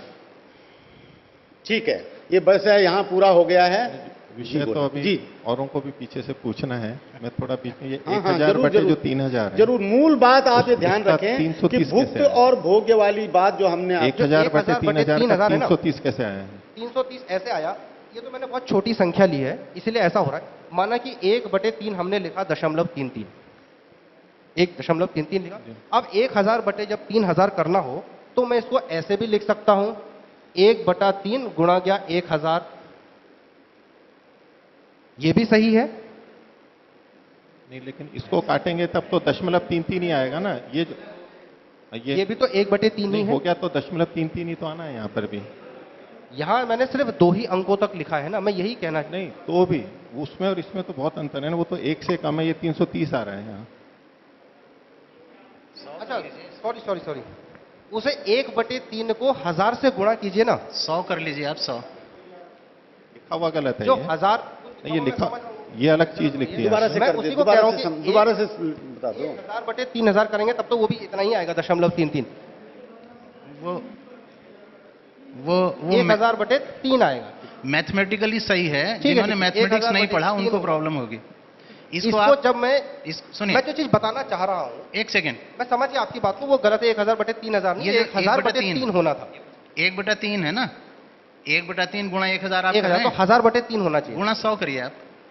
गुणा 100 करता हूं गुणा 100 तो 0.33 गुणा 100 ये 33 आ जाएगा। तो 33 आ जाएगा। हाँ, तो 100 में 33 लगभग बराबर है। यहाँ अगर हम 100 की गुणा कर रहे हैं तो सिर्फ 0.3 का ही अंतर है। मैं समझ रहा हूँ, मैथमेटिक्स की चीज है, मैं जो समझ रहा हूँ। आप समझ रहे होंगे उस चीज को, मेरे से ये लिखने में हो गया है 1000/3000 नहीं, हाँ, 1000/3 है।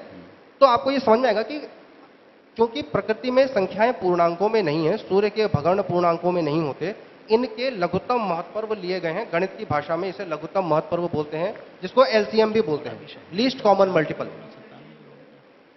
जी नहीं, लॉग एंटी लॉग नहीं, लघुत्तम महत्पर्व बोलते हैं, एलसीएम बोलते हैं, लीस्ट कॉमन मल्टीपल। हम 6ठी 7वीं क्लास में पढ़ते हैं इसको। ये विषय यहाँ पर पूरा हुआ। मैं आपको सिर्फ ये कहना चाहूंगा फाइनली कि महर्षि जी ने जो भुक्त और भोग्य वर्ष दिए हैं चतुर्युगी के, 1000 चतुर्युगी के, एक ब्राह्मण दिन के, एक कल्प के, जैसे उन्होंने कलयुग के भुक्त भोग्य दिए हैं और कलयुग का पूर्ण मान आ गया, जैसे उन्होंने मनवंतर के भुक्त भोग्य दिए हैं और मनवंतर का पूरा मान आ गया, ऐसे ही उन्होंने सृष्टि के कल्पों का 1000 चतुर्युगियों का जो भुक्त भोग्य मान दिया वो पूरा नहीं होता, उसमें कमी रहती है। वो कमी वही कमी है जो संधियों से बनती है। तो इसलिए आपका हमारा मूल मकसद ये है कि जो सृष्टियादि गणना आपको देनी है, जो आप करेंगे, वो 1,97,29,49,117 और 18 में आप दे सकते हैं। अगर आपको भुक्त देना है तो आप 117 लिख लीजिए, भुक्त अवधि। अगर भोग्य देनी है तो 118 ही देनी होगी। ये विषय था हमारा।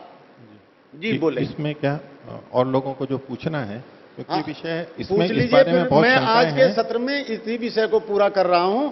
हमको फिर बाद वाले जो विषय मैंने आज के जो रखे थे उन पर चले ये वो विषय आगे ले लेंगे। हाँ, इस लेकिन विषय को पूरा कर देते जो हैं। जनसामान्य को और को बिल्कुल, पूछना बिल्कुल, है, बिल्कुल, बिल्कुल, तो किसी हाथ भी खड़ा व्यक्ति को- करेंगे तो आप आचार्य जी एक जरा सा प्रश्न है, बिल्कुल नहीं, जरा सा है। नहीं, अब हाँ, औरों ठीक। को अवसर देते हैं, बहुत हो गया। दूसरों को बिल्कुल नहीं हुआ है तो दूसरे कुछ पूछ लें, उसके बाद समय बचेगा तो आप ही पूछेगा। मेरे को थोड़ा भी सा- बाकी है पूछना, इतनी मैं देर भी में हो बाद जाता में पूछूंगा। इतनी देर में हो जाता। हाँ, सिर्फ मुझे ये पूछना है, हाँ, ये 1,97 करोड़ आपने कहां से लिया है? सूर्य सिद्धांत से या कहीं और से? बिल्कुल नहीं, सूर्य सिद्धांत से लिया है। सूर्य सिद्धांत से है। बिल्कुल सूर्य, आपको मैं अभी दिखा सकता हूं गणित। और सूर्य सिद्धांत एक नहीं, जितने भी सूर्य सिद्धांत हैं, वर्गीज का हो या क्या नाम कहते हैं, रंगनाथ का हो, जिसमें सूर्य सिद्धांत में यही गणित, सब में यही है। और महर्षि जी ने भी उन्हीं सिद्धांतों को लिया है। ये सूर्य सिद्धांत है। आप में से कोई भी आकर के अगर किसी व्यक्ति को और भी इसमें व्यक्तिगत तर्क करना हो तो मैं आज आपको वो भी समय देता हूं, आप मेरे पास आकर के भी ये सूर्य सिद्धांत की सारी गणना देख सकते हैं। और प्रश्न किसी को करना हो तो करें। एक व्यक्ति को एक ही बार मौका दिया जाएगा और वो केवल विषय के अंतर्गत ही। आगे आ जाइए, थोड़ा आपकी बात कम सुनाई पड़ रही मेरे को। बिल्कुल पूछिए, अब इसी विषय को हम समय दे रहे हैं। ओम। ओम। महर्षि जी ने यहाँ एक क्षण में 8,52,976 दे रखे ऋग्वेद आदि भाष्य भूमिका में। ये भी तो है, कितनी देर रखी है? एक क्षण में।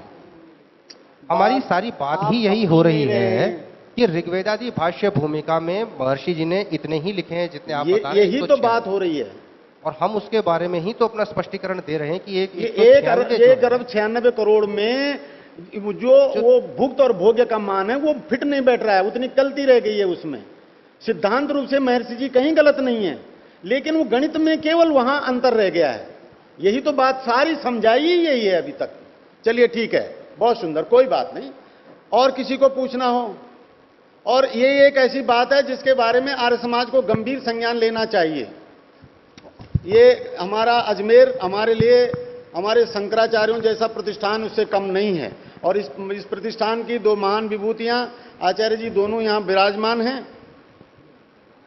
एक बार मैं आपको विराजमान है, मैं आपको एक पैराग्राफ इसी लेख का और सुना के देना चाहता हूं। सत्य को सर्वोपरि रखने वाले युग पुरुषों में महर्षि दयानंद सरस्वती ऐसे एक अन्यतम महापुरुष हैं, युग पुरुष हैं, जिन्होंने स्पष्ट घोषित किया था कि मेरे मंतव्य, ये उनकी वाणी सुना रहा हूं, ये उन्होंने आर्य समाज की स्थापना के वक्त कही थी ये बात, बिल्कुल अपने वक्तव्य में। मेरे मंतव्य कोई अद्वितीय व असाधारण नहीं है और न मैं सर्वज्ञ हूं। यदि मुक्ति पूर्वक विचार विमर्श के अनंतर भविष्य में मेरी कोई भूल आपके सामने आए तो उसे ठीक कर लीजिएगा। यदि आप ऐसा नहीं करेंगे तो ये समाज, आर्य समाज से मतलब है, भी आगे चलकर एक संप्रदाय बनकर रह जाएगा। तो आज अगर हमको दिख रहा है कि भुक्त और भोग्य 1,96 करोड़ में भुक्त भोग्य का अनुपात सही नहीं बैठा है, तो हम क्यों नहीं 1,97 करोड़ को सही कर लें और इस समस्या को हमेशा हमेशा के लिए खत्म कर दें। जबकि मैं आपको प्रमाण दे रहा हूं कि 1,97 करोड़ के आधार पर ही एस्ट्रोलॉजिकल गणित, अब इस बात के लिए तो आपको फिलहाल मुझे ही मानना पड़ेगा ना, क्योंकि मैं ज्योतिषी हूं, मैं गणित करके देख रहा हूं। आगे चल करके मैं आपको भी, आप अगले साल ऐसा करिए कि आप 10 दिन का गणित ज्योतिष पर यहां पर एक शिविर बुला लीजिए। मैं तो चाहता हूं कि ये विद्यालय एक ऐसा काम करे कि अब पंचांग हमारे जगह जगह से देश में बनने लग जाए। आप यहां के ब्रह्मचारियों को सारे पंचांग की गणित आ जाए, हम तो इसके लिए तैयार है ना। तब वो भी जानेंगे कि हां गणितीय मान में कितना अंतर आ रहा है। पर जब तक आप नहीं सीखते तब तक आपको मुझे मानना चाहिए ना। मैंने अभी आपको बताया कि पंचांगों के कारण ऋतुओं की कितनी गड़बड़ हो रही है और उन गड़बड़ी के कारण आप कहां मना रहे हैं? भगवान राम की जन्म दिवस आपने बैसाख में मनाया, जबकि महर्षि वाल्मीकि के प्रमाण से मधुमासे शीते पक्षे नवम्याम कर्कटे सुबह, तुलसीदास के प्रमाण से नवमी शुक्ल मधुमास पुनीता। सब कह रहे हैं कि मधुमास में जन्म हुआ था। आप सोचिए, आपके बच्चे का जन्म अप्रैल का हो और आपको मैं बधाई मई के महीने में दूंगा तो आपको कैसे लगेगा? और भगवान राम के लिए आप ऐसा कर सकते हैं। भगवान कृष्ण का जन्म वर्षा ऋतु का है और आप भगवान कृष्ण का जन्म हेमंत में मना रहे हैं। क्यों कर रहे हैं हम ऐसा? क्योंकि हमारे जो पंचांग हैं ये बहुत ही गलत मार्गदर्शन में चल रहे हैं। एक भी पंचांग, भारत की पृष्ठभूमि में, भारत में आज एक भी पंचांग सही गणित नहीं हो रहा है। इसलिए क्योंकि उन्होंने वेदों को मान्यता नहीं दी है। वेद ऋतु प्रधान बात करता है, वो ऋतुओं को मानकर नहीं चले हैं, इसलिए पंचांग गड़बड़ हो गए हैं। अब आपके सामने एक ऋतुबद्ध वैदिक पंचांग है, तो इसकी प्रतिष्ठा होनी चाहिए। और अगर इसका संज्ञान परोपकारिणी सभा और ये प्रतिष्ठान नहीं लेगा तो कौन लेगा? जी बोलें। सूर्य सिद्धांत के आधार पर ये जो गणना चल रही है 1,97 करोड़ की, तो कुछ विद्वानों को मत है कि सूर्य सिद्धांत के लेखक दो हैं। सूर्य सिद्धांत लेखक दो हैं, एक तो वशिष्ठ ऋषि कृत सूर्य सिद्धांत और एक वर्तमान में आप सूर्यवाला। तो आप कौन से सूर्य सिद्धांत को लेकर 97 करोड़ की गणना कर रहे हैं? हम उस सूर्य सिद्धांत, देखिए ग्रंथ तो बहुत सारे हैं। सूर्य सिद्धांत जो है ना, इसका शाब्दिक अर्थ है सूर्य से संबंधित सिद्धांत ग्रंथ। ये कई ऋषियों ने लिखा है। सबसे पहले जो हमें प्रमाण मिलते हैं वो बराहमिहिर की पंच सिद्धांतिका में मिलते हैं, जिसमें 5 सूर्य सिद्धांतों के नाम दिए गए हैं। उसमें एक लोमेश का है, एक रोमक का है, एक वशिष्ठ का है, एक सूर्य सिद्धांत नाम से ही है। और पंच सिद्धांतिका में वराहमिहिर 5 सिद्धांतों की घोषणा का पूरा डिटेल देने के बाद ये घोषणा करते हैं कि इन सब में सूर्य सिद्धांत जो है वही ही सबसे ज्यादा एक्यूरेट है। हमारे पास इस सूर्य सिद्धांत के अलावा और कोई भी सूर्य सिद्धांत आज की तारीख में उपलब्ध नहीं है। तो हम आपसे ये नहीं कह सकते कि यह वशिष्ठ ऋषि जी का लिखा हुआ है या गर्ग का है या ब्रह्मा जी का है या सूर्य का है। ये किनका लिखा हुआ है? ये तो अतीत के सागर में डूबा हुआ मोती है। संभवतः कोई भविष्य में आप ही में से कोई आदमी ढूंढ के लाएगा। लेकिन वर्तमान में हमारे पास एक ही सूर्य सिद्धांत उपलब्ध है, और वो सिर्फ हमारे पास नहीं, आपके पास भी एक ही सूर्य सिद्धांत उपलब्ध है। और हम जो भी बात कर रहे हैं उस ही सूर्य सिद्धांत के आधार पर बात कर रहे हैं। और प्रत्यक्षम किम प्रमाणम के आधार पर सूर्य सिद्धांत में जब गणनाएं वर्षमान की, ऋतुमान की, आप कुछ भी गणित करिए, ग्रहों का गणित करिए, वो आ रही है। मलमास की गणित करिए, वो आ रही है। तो हमको दिख भी तो रहा है। अब अगर कोई कहता है कि और कोई सूर्य सिद्धांत उन्होंने देखा है, तो मेरी उनसे सादर विनती है कि वो उस सूर्य सिद्धांत को भी सामने लाएं। इससे अधिक हम कुछ नहीं कह सकते। और कोई है क्या पूछने वाला? जी हाँ, जी बोले आर्य जी। ओम। आदरणीय आचार्य जी, जैसे कुछ विद्वानों का विचार है कि हमारे दैनिक व्यवहार में लोक में कई प्रकार की संध्या आती हैं, जैसा आदरणीय दीपक जी ने भी बताया कि जो दिन रात्रि की संध्या आती है, ऋतुओं की संध्या आती है, पर उन संध्याओं में अलग से कोई समय का मापन या समय का ज्ञापन नहीं किया जाता है। तो इस हेतु के निवारण के लिए कुछ विद्वानों का ऐसा विचार है कि जो 1000 जो ब्रह्म के दिवस हैं, जिसमें 14 मनवंतरों में यदि हम 71 से गुना करेंगे तो 994 आते हैं, यानी 6 दिन की कमी हो जाती है।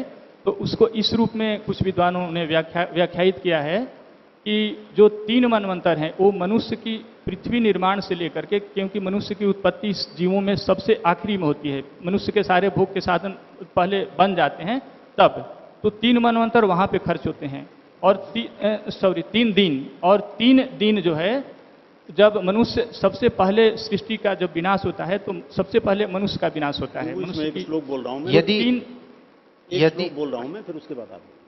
तो 3 वहाँ पे 3 दिन खर्च होता है, यानी कि जो 6 दिन 1000 जो दिन ब्रह्म के हैं, जिसका एक कल्प होता है, उसमें 6 दिन की जो कमी है इसकी भरपाई हो जाती है। इस पर आपके क्या कहना है? जो आप बात कह रहे हैं ये सब सुनी सुनाई बातों पे कह रहे हैं, कोई इसका गणितीय, ज्योतिषीय, सिद्धांतीय आधार नहीं है। सिद्धांत ये है कि सृष्टि को बनने में कितना समय लगा है, ग्रह नक्षत्र कब से बने हैं, सूर्य सिद्धांत ने इन सबको स्पष्ट कर रखा है। आपको अपनी तरफ से कुछ भी लेने की जरूरत नहीं है। सूर्य सिद्धांत कह रहा है, देखिए एक श्लोक आया है, ग्रहर्ष दैव दैत्यादि सृजतो अस्य चराचरम कृताद्रिवेदा दिव्याब्दा शतघ्ना वेद सुगता, कि सृष्टि में कल्पादि कब बना है मैंने, और कल्पादि बनने के बाद में ग्रह नक्षत्र कब बने हैं, जड़ जीव कब बने हैं, तो सारी चीजें व्यवस्था क्रम में बनी हुई दी हुई हैं। हमें अपनी तरफ से लगाने की तो कोई बात ही नहीं है। और दूसरी बात, मैं ये कहना चाह रहा था कि यदि कोई विद्वान इस स्तर तक पहुंच गए हों कि सूर्य सिद्धांत की गणित में इस प्रकार से परिवर्तन करने में स्वयं को सक्षम समझ रहे हों, तो वो जरूर कर लें। हम अपने आप को इतना सक्षम नहीं समझते कि ऋषियों द्वारा दिए गए इस सूर्य सिद्धांत में इस अनुसार परिवर्तन कर लें। संधियां 15 ही रहेंगी, क्रमवार ही आएंगी, तभी सूर्य सिद्धांत शुद्ध होगा। आप 3 संधियां 3 चतुर्युगी संधि के पहले लगा दो, 3 चतुर्युगियां बाद में लगा दो, 6 बाद में लगा दो, 2 4 कर दो, 1 5 कर दो, आप अपनी मर्जी से कुछ भी कर दो, सूर्य सिद्धांत तो शुद्ध बना रहना चाहिए। और अगर आपके किसी भी कृत्य से सूर्य सिद्धांत तो शुद्ध नहीं बना रहता तो वो कृत्य स्वीकार्य नहीं है। कुछ लोग ये कहते हैं कि जैसे दिन में संध्या होती है उसको अलग से नहीं जोड़ा। भाई किसी भी ग्रंथ में दिन की संध्या को अलग से जोड़ने के लिए लिखा ही नहीं है, सिवाय एक चतुर्युगी में मनवंतरों के बीच की संध्या के सिवाय इस ग्रंथ में किसी भी संधि को अलग से लेने के लिए नहीं कहा गया। लेकिन नाम है सभी संध्याओं के, संध्याओं के नाम है। संध्याओं के नाम क्यों आपने है? सुबह मुहूर्त प्रकरण में पढ़ा, आपने सूर्यास्त के बाद के 2 मुहूर्त प्रदोष काल, संध्या काल कहलाते हैं, मैं भी ला रहा था, अपराह्न लाते हैं। ये जो नाम दिए गए हैं सुबह मुहूर्त प्रकरण में, मैं दोबारा दिखा देता हूं आपको। संध्याओं के नाम हैं, सिर्फ ऐसा है कि चूंकि हम सृष्टि प्रकरण में पढ़ रहे हैं तो हम संध्याओं पर ध्यान नहीं देते। मुहूर्त प्रकरण में सभी संध्याओं के नाम हैं, पूर्वाह्न, मध्याह्न। ये क्या है? मध्याह्न क्या है? ये भी एक संध्या ही तो है। दिन के पूर्व पक्ष और पश्चिम पक्ष का संधि काल है। तो 4 या 5 मुहूर्त के बराबर का एक मध्याह्न काल होता है। अरुणोदय काल है जो सूर्योदय के समय का संधि काल है, जो 3 मुहूर्त के बराबर होता है। मैं जरा इसको पढ़ के सुना दूं। सूर्योदय से पूर्व 4 मुहूर्त अरुणोदय काल के कहलाते हैं।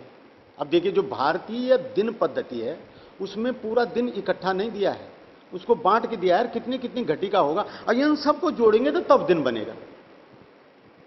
तो हमारे जो विभाजन दिए हैं, सूर्योदय से पूर्व के 4 मुहूर्त अरुणोदय, सूर्योदय के बाद के 3 मुहूर्त प्रातःकाल, दिन के चौथे, 5वें और 6ठे मुहूर्त को संगव काल, सूर्यास्त के पूर्व 3 मुहूर्त सायंकाल या गोधूली, सूर्योदय के प्रथम 5 मुहूर्त पूर्वाह्न, मध्य के 5 मुहूर्त मध्याह्न और अंत के 5 मुहूर्त अपराह्न। 5 5 5 15 मुहूर्त पूरे हो गए। कि सूर्यास्त के बाद के 2 मुहूर्त प्रदोष काल, दिनमान का 8वां मुहूर्त अभिजित और रात्रिमान का 8वां मुहूर्त निशीथ कहलाता है। कहने का तात्पर्य मेरा यह है कि अगर हम ये कहें, हमको जब कहीं किसी चीज को जिस ढंग से दिया है सिद्धांत ग्रंथों ने, हम वैसे ही तो लेंगे। हमने अपनी हमारी निजी हस्ती कुछ भी देखने की नहीं है, कुछ भी दृष्टा नहीं है। हमने कुछ देखा ही नहीं है। हमारी क्या ताकत है कि हम ये देख लें कि 141 साल बाद 2 संक्रांतियां आ रही हैं। पर सिद्धांत ग्रंथों में सूर्य सिद्धांत ने जो सिद्धांत दिए हैं, उन सिद्धांतों पे आप गणित करिए तो आप फट से जान जाएंगे 1000 साल बाद जो आपका दिन होगा वो फलाने दिन में क्या स्थिति होगी ग्रहों की, आप इसे गणित कर लेंगे। ओम जी ओम। हाँ जी, हाँ जरूर। कुछ बातें इस दृष्टि से पूछ रहा हूं, आपने जो बातें रखी वो सुनी और उसका भी अपना आधार है आपका, और महर्षि दयानंद ने जो वाक्य लिखे हुए हैं उनके साथ संगति लगने में, और कुछ और हमारे को जो प्रश्न है वो मैं आपके सामने रखता हूं एक एक करके, ताकि आपने जो बात रखी है उससे हमको संतुष्टि हो सके कि वो ठीक है या नहीं है। एक तो ये हम संकल्प पाठ पढ़ रहे हैं जिसमें आप 1 अरब 97 करोड़ का कर रहे हैं। हाँ, बिल्कुल। इसके साथ ये सिद्ध है कि इतना ही समय आप मनुष्य उत्पत्ति का भी मानते हैं? नहीं, मनुष्य उत्पत्ति का। अगर इसको आप संकल्प पाठ मानते हैं, संकल्प पाठ मनुष्य ही करेगा, तो मेरा प्रश्न एक तो यह है कि सूर्य सिद्धांत में आप बता रहे हैं कि मनुष्य कब उत्पन्न हुआ इत्यादि समय दे रखा है। यदि वो काल भी इससे मिलता है तब तो ये संकल्प पाठ ठीक माना जाएगा, नहीं तो ये संकल्प पाठ मनुष्यकृत नहीं होगा। फिर नहीं, मैं थोड़ा सा निराकरण कर दूं। सूर्य सिद्धांत में जो सृष्टि को लगने वाला काल दिया गया है वो इसके बराबर नहीं, वो एक अलग गणितीय विषय है, वो गणित से स्पष्ट हो जाएगा। दूसरी बात, संकल्प जब हम लेते हैं तो हम ये नहीं कहते मुझे मनुष्य बने हुए आज इतने साल हो गए। हम इस पूरे कालखंड में अपनी उपस्थिति दर्ज करा रहे हैं। हम किसको साक्षी मान करके संकल्प ले रहे हैं? ये सृष्टि जब से पैदा, मनुष्य चाहे जब से आया हो, अग्नि चाहे जब से आई हो, ऐसा नहीं है कि इन चीजों के होने से हम संकल्प ले रहे हैं। हम सृष्टि में बंधे हुए हैं, सृष्टि के साथ हैं। कालक्रम जब से शुरू हुआ है तब से आज इस दिन में हम कहाँ हैं, इस कालखंड में हम कहाँ, जब से हम मनुष्य बने तब से नहीं, इस पूरे कालक्रम में हम कहाँ हैं, वो हमारा साक्षी है। नहीं, लेकिन जो संकल्प पाठ प्रारंभ किया गया होगा सृष्टि के प्रारंभ में चैत्र शुक्ला प्रतिपदा से, तो गणना तो उन्होंने तभी से की होगी, पीछे की कैसे करेंगे वो गणना? नहीं तो ऐसे तो कल एक गणना कैसे करी होगी ये एक देखिए, अब हम थोड़ा अच्छा चलो उस विषय को हटाते हैं। इसमें कितने समय बाद में मनुष्य की उत्पत्ति बताइए सूर्य हाँ, सिद्धांत मैं में। वही बताने जा रहा हूं आपको, मैंने वही प्रश्न खोला हुआ है।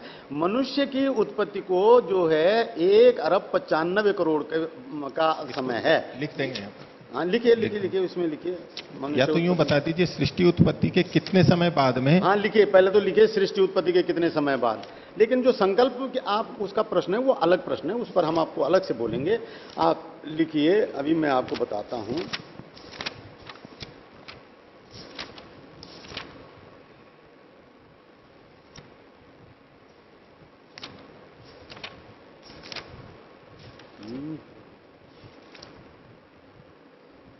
सत्रह करोड़ इकाई दाई सैकड़ा हजार 10,000 लाख 10 लाख करोड़ 1,70,64,64,000 वर्ष, इतना समय विधाता को जड़ जगत के निर्माण करने में और ग्रहों को बनाने में लगा है। यह है सूर्य सिद्धांत का 24वां श्लोक। जड़ जगत और सूर्य ग्रंथ, ये ग्रह नक्षत्र आदि और जीव जंतु को छोड़ करके ना, जीव जंतु तो अब इसके बाद बनेंगे। अच्छा, ये जड़ जगत को बनाने में समय लगा। हाँ ठीक ये है। लिखा है, इसका अर्थ सुना, पढ़ के सुना देता हूं मैं आपको। नहीं, इतना बहुत है जी, वो समय लग जाएगा, वो विस्तार इधर उधर हो जाएगा। आप तो संख्या बता दीजिए हमारे को, हम मान रहे हैं आपकी बात। इतना समय जड़ जगत को बनाने में लगा।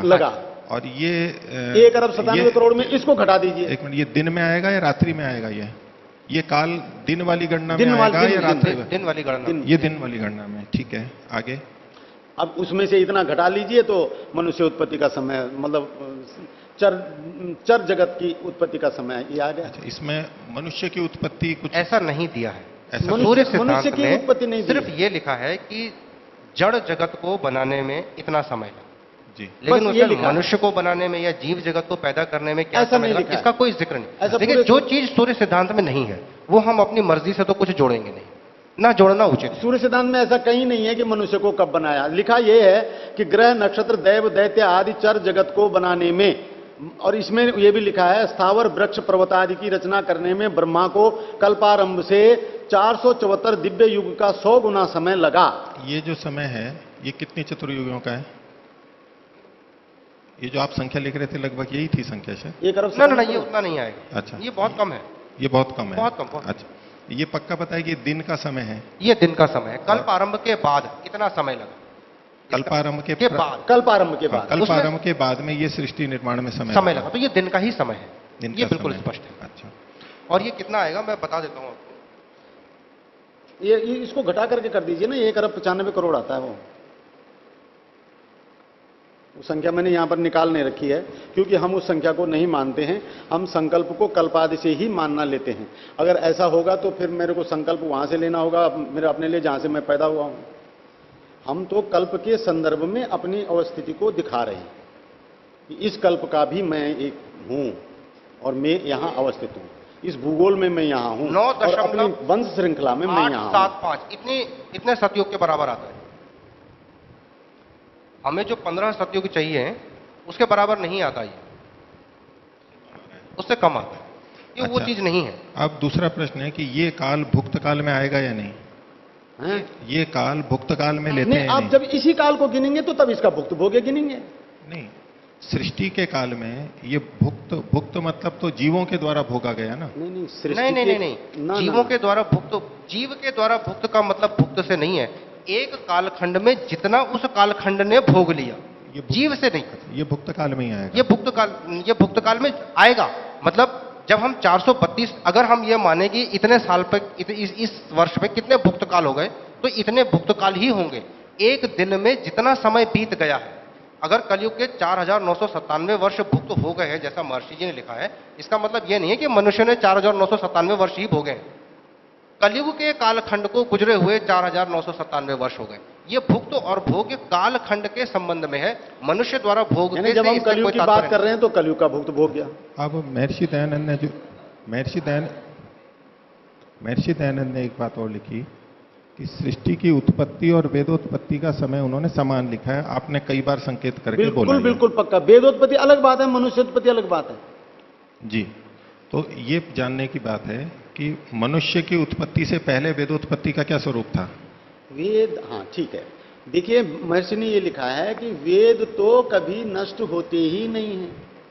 अगर वेद नष्ट होते ही नहीं है तो वेदोत्पत्ति शब्द का भी कोई मतलब नहीं है। नहीं तो वो तो फिर ब्रह्मा- अगर वेदोत्पत्ति कही नहीं, जा रही है तो लिखा है ना। उसका कोई मतलब है? लिखा है ना उन्होंने। नहीं, वो नित्य है ये कह करके इसको उड़ा उन्होंने नहीं सकते। शाश्वत लिखा है कि वो शाश्वत ब्रह्मा में विद्यमान रहते तो हैं। जब सांस से निकला, ईश्वर के श्वास से निकला, वेद की उत्पत्ति हुई और मनुष्य था नहीं आपकी दृष्टि में, क्योंकि आपकी दृष्टि में तो वेदोत्पत्ति काल इसी समय हो जाएगा सृष्टि के प्रारंभ से। मेरी दृष्टि में वेदोत्पत्ति कल्पादि के साथ हुआ है, जैसा महर्षि जी ने भी लिखा है।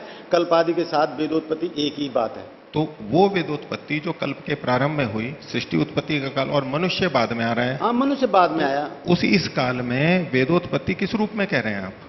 वेदोत्पत्ति का मतलब क्या है वहां पर? वेदोत्पत्ति, सृष्टि उत्पत्ति और वेदोत्पत्ति मनुष्य ने, महर्षि दयानंद सरस्वती जी ने एक ही मानी है, उन्हीं के शब्द है। नहीं मानी है, वो नहीं पूछा, वो आपसे नहीं पूछ रहे हैं, वो तो दोहरा चुके बहुत बार। प्रश्न कुछ और है। प्रश्न मैं आपका समझ गया। जब मनुष्य नहीं थे तब कौन सी चीज किस रूप में थी, ये न तो किसी ग्रंथ में लिखी है, न हमारे द्वारा जानी जा सकती है, न हमारे द्वारा जानने योग्य भी।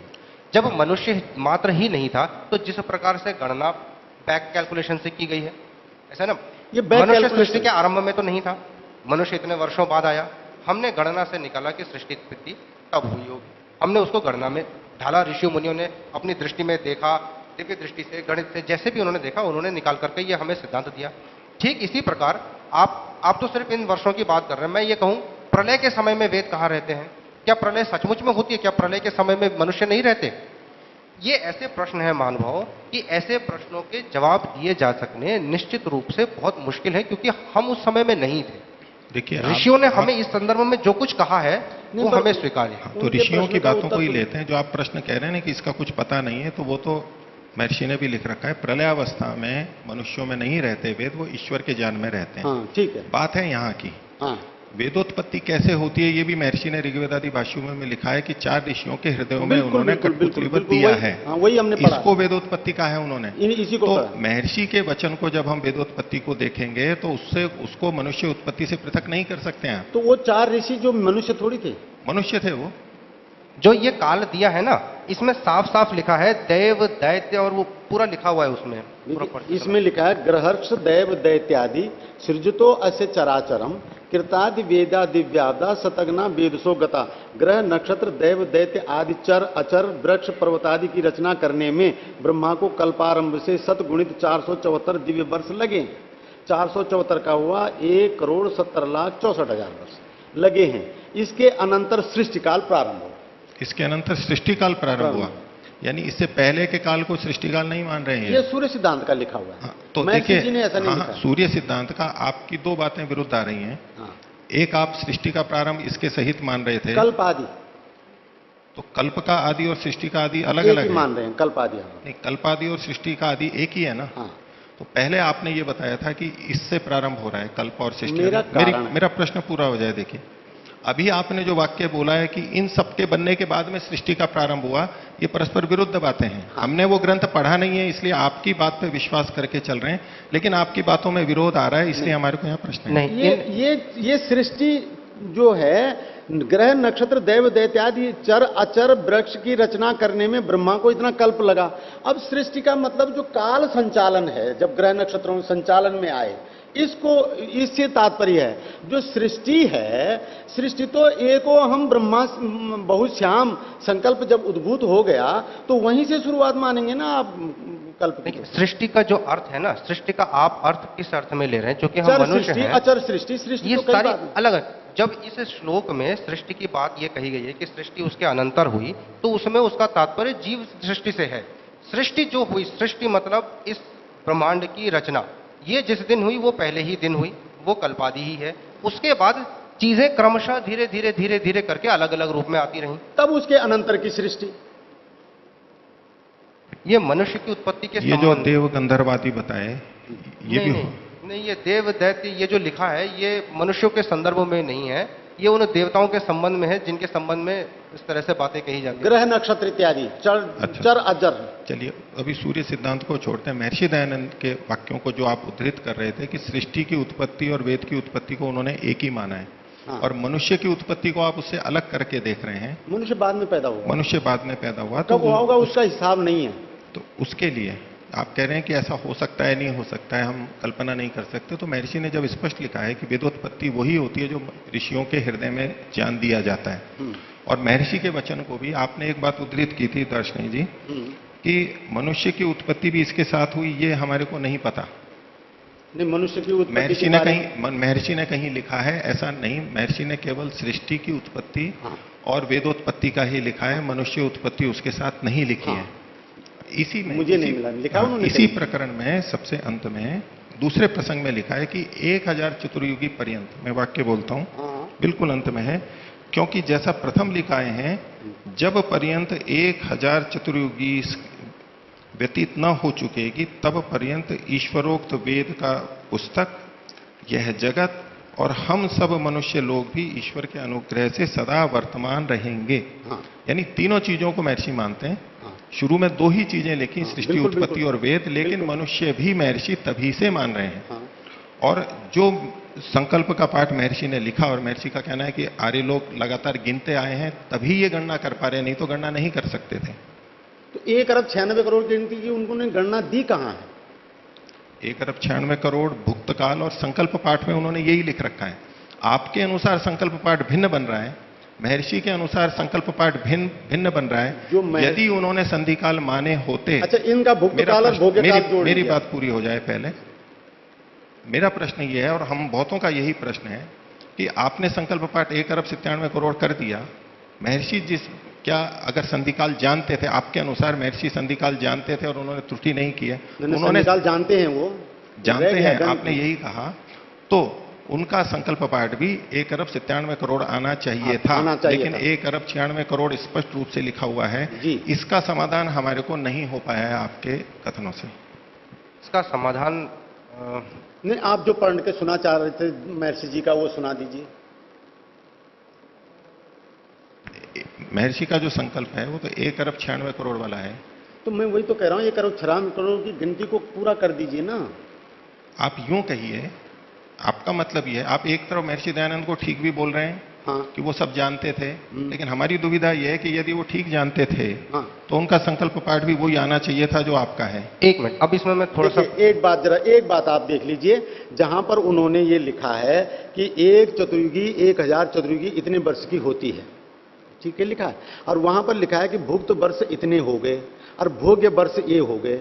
आप ये दोनों 1000 चतुर्युगी के बराबर आना चाहिए कि नहीं आना चाहिए, ये आप बता दीजिए मुझे। अवश्य आना चाहिए। तो ये तो समस्या है ना। तो या तो आप सीधा सीधा ये कहिए कि ये महर्षि दयानंद ने गलत लिखा है और यहाँ संशोधन होना चाहिए। तो मैंने एक तो हम जो चीज कह रहे हैं, मैंने लिखा तो है ना कि ये कदाचित ऐसा नहीं होता, तो यहाँ ये गणितीय त्रुटि अवश्य है। ये गणितीय त्रुटि तो मैं मान रहा हूं ना। हम जो चीज कहना चाह रहे हैं और पूरी विनम्रता पूर्वक जिस बात को हम कहना चाह रहे हैं, देखिए ऐसा होता है किसी आदमी के सिद्धांत रूप में सही होने में और संख्याओं में सही होने में, दोनों चीजों में बहुत फर्क है। सूर्य सिद्धांत में भी कई जगह ऐसा होगा जहां संख्याओं में भेद होगा, आधुनिक गणित के हिसाब से वो संख्याएं सही नहीं होंगी। सिद्धांत रूप में सूर्य सिद्धांत गलत सही है। महर्षि जी सिद्धांत रूप में पूरी तौर पर सही हैं, लेकिन इस गणना में जहां कलयुग की गणना जहां उन्होंने भुक्त और भोग्य कल्प का भुक्त भोग्य दिया है, वहां ये त्रुटि है, ये एक गणितीय त्रुटि है और हमें इसे स्वीकार करना ही पड़ेगा। और ये मैंने लिखा है इसी लेख में, देखें अब लिखा है, हमें इसे सुधारना। मैं आपको पूरे विश्वास पूर्वक कहता हूं कि अगर महर्षि जी कहीं आत्मा उनकी ब्रह्मलोक में स्थित मेरे को अगर देख रही होगी, तो वो आचार्य दार्शनिक लोक जी को आशीर्वाद दे रही होगी कि जो काम मैं नहीं कर पाया वो तुमने कर दिया। जो साहस है, जो हम यहाँ सत्य बोल रहे हैं, वो एक गणितीय त्रुटि है और हमें उसे पूरी विनम्रता पूर्वक स्वीकार करके और उसे सही कर देना चाहिए। दीजिए कि भुक्त और भोग्य बराबर नहीं आना चाहिए। मैं इस विषय को यही समाप्त नहीं, ये कहने का मतलब नहीं है। 1000 तो आना ही चाहिए, आना चाहिए। 1000 आने के अब लिए 1 अरब 96 करोड़ के साथ आप 1000 दिखा दीजिए, मान जाएंगे। 1000 आने के लिए क्या समाधान हो सकते हैं, वो आपने एक समाधान रखा, दूसरे भी दूसरा समाधान करते हैं। हम ये खोज रहे हैं कि उसमें से कौन सा समाधान ठीक है और क्यों ठीक है। उसके लिए मैंने पहले ही कहा, आप कोई भी ऐसा समाधान रख लीजिए जिससे सूर्य सिद्धांत अशुद्ध ना होता हो।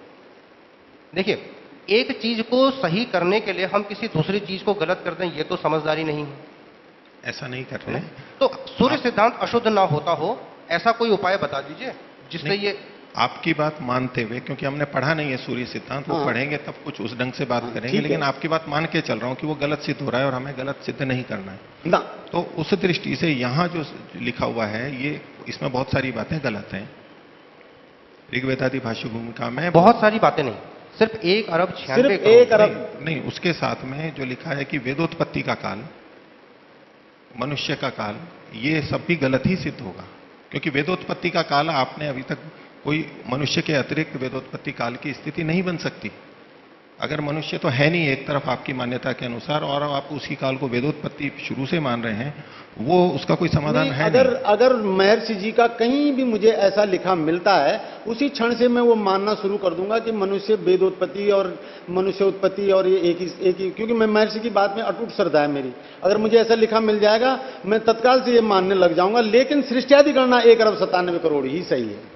ठीक है, वो 197 जो भी है, आप जो पूछ रहे हैं कि मनुष्य की उत्पत्ति भी साथ साथ हुई है नहीं, अगर ऐसा लिखा मिल जाएगा तो मैं वही मानूंगा। देखिए, एक वचन मैंने अभी बोल के बताया था कि 1000 चतुर्युगी पर्यंत सृष्टि भी है, वेद भी हैं और मनुष्य भी हैं। ये महर्षि का वचन है।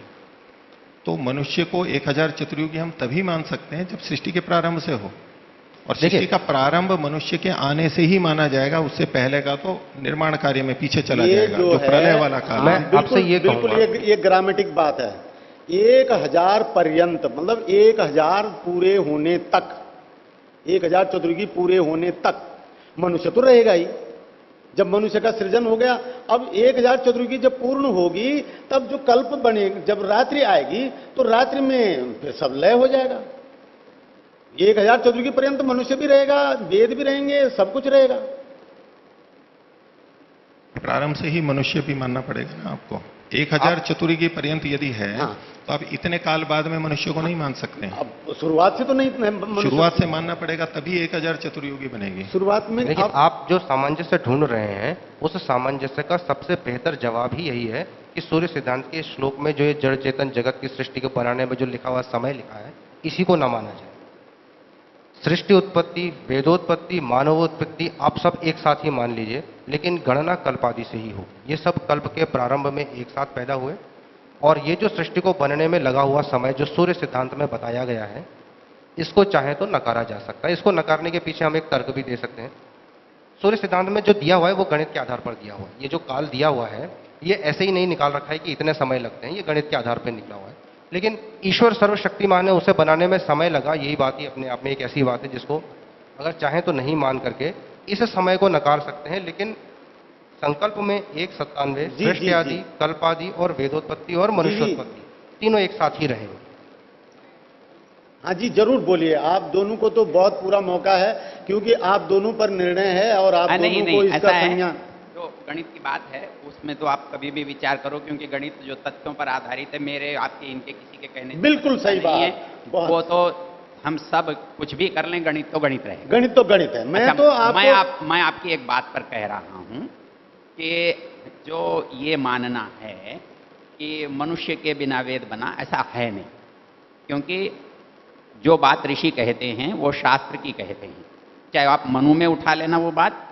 और यास्क का एक वचन है, साक्षात्कृत धर्माणो ऋषयो बभूवु ते अवरेभ्य असाक्षात्कृत धर्मेभ्य उपदेशेन मंत्रान् संप्रादु उपदेशाय ग्लायंतो अवरे बिल्म ग्रहणाय मम ग्रंथम समाम्ना शिशुर वेदम च वेदांगानी। क्योंकि सृष्टि है किसके लिए? सृष्टि है किसके लिए? मनुष्य के लिए। इसलिए सृष्टि जो है वो मनुष्य से ही प्रारंभ है। उसके पीछे की निर्माण क्रिया जो है वो इसी में सम्मिलित है। मतलब मैं जो कोई चीज़ बना रहा हूँ, जिसके लिए बना रहा हूँ, वो बनाने की चीज़ मेरे मन में जिसके लिए बना रहा हूँ उस दिन से है। इसलिए आप ये नहीं कह सकते। और वेद मनुष्य के बिना कहीं रह नहीं सकता, क्योंकि वेद मनुष्य के लिए है। और इसलिए वो न मनुष्य के बाद पैदा हो सकता है न मनुष्य के बिना पैदा हो सकता है, क्योंकि रहता मनुष्य के हृदय में है, और मनुष्य के हृदय हुए बिना न वेद पैदा होगा और न मनुष्य हुए बिना वेद कोई पढ़ेगा। इसलिए जिस दिन मनुष्य है उस दिन वेद है। ठीक। और ये सृष्टि का इस झगड़े में इसलिए कुछ भी आप वो जो कह रहे हैं वो बात नहीं है, क्योंकि सृष्टि का मुख्य प्रयोजन मनुष्य है। तो जो मनुष्य के बनने तक है वो सब सृष्टि का निर्माण मनुष्य की पूर्णता तक होगा ही। और दूसरी जो बात आप ये कहना चाहते हैं कि परमेश्वर सर्वज्ञ को, सर्वशक्तिमान को बनाने में समय लगा। परमेश्वर को किसी भी चीज के बनाने में नहीं, व्यवस्था उसकी बनी हुई है, और जो भी चीज बनती या बिगड़ती है उसकी व्यवस्था से बनती है, नियम है उसकी प्रकृति में।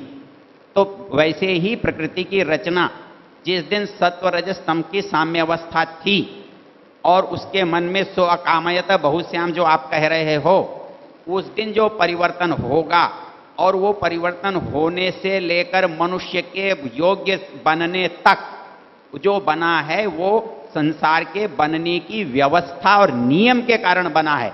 मतलब परमेश्वर की शक्ति अशक्ति की दुर्बलता और करने की क्षमता के कारण नहीं। परमेश्वर एक ही चीज है, व्यवस्था, और वो हर चीज को व्यवस्था से ही बनाता है। आज भी कोई चीज पैदा होती है उसमें समय लगता है, जो जिंदा रहता है उसके मरने में समय लगता है। तो वैसे ही ये सृष्टि की भी नियति है, और इसलिए वेद जो है वो सदा है। इसका मतलब परमेश्वर के ज्ञान में है। क्या हमारे अंदर रहेगा तो परमेश्वर में नहीं रहेगा? परमेश्वर में तो फिर भी रहेगा, लेकिन हमारे अंदर इसलिए रहेगा कि वो हमारे लिए दिया गया है, जैसे दुनिया की हर चीज दी गई है। तो इसलिए वो जो आपके मन में पता नहीं कहां से बैठा है कि वेद बाद में आए या आएंगे, तो आएंगे कहां से? मनुष्य के अलावा आ नहीं सकते। मैं तो वेद बाद में आए कभी कहा ही नहीं हूं। पहले भी मनुष्य के नहीं आ सकते, पहले तो ऋषि ईश्वर के अंदर हैं, तो वो आज भी हैं। कोई ऐसा थोड़ी है कि ईश्वर के अंदर नहीं है और हमारे अंदर आ गए हैं, ऐसा तो है नहीं। देखिए, मेरी एक बात बहुत स्पष्ट है। मैंने अभी आचार्य जी ने बोला कि मनुष्य सृष्टि पर्यंत, मनुष्य वेद सब सृष्टि पर्यंत रहेगा, ये बात बिल्कुल सत्य है। स्वामी जी कह रहे हैं मनुष्य सृष्टि के अंत तक रहेगा ही रहेगा।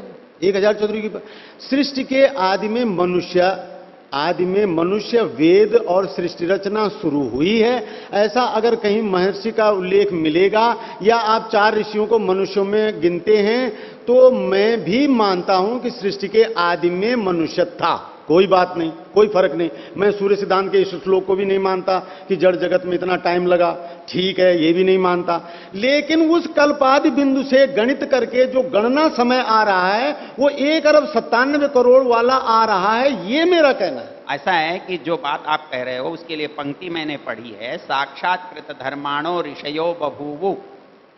जिन्होंने साक्षात धर्मकृत धर्म का मतलब है कि मैं स्वीकार कर रहा हूं, जब दिया ऐसे ऋषि सबसे पहले हुए। मैंने आपसे कहा कि महर्षि की एक एक बात में मुझे पूरा श्रद्धा है, और मैं इस बात को, आप कहते हैं महर्षि कहते हैं, तो मैं इस बात को मानता हूं।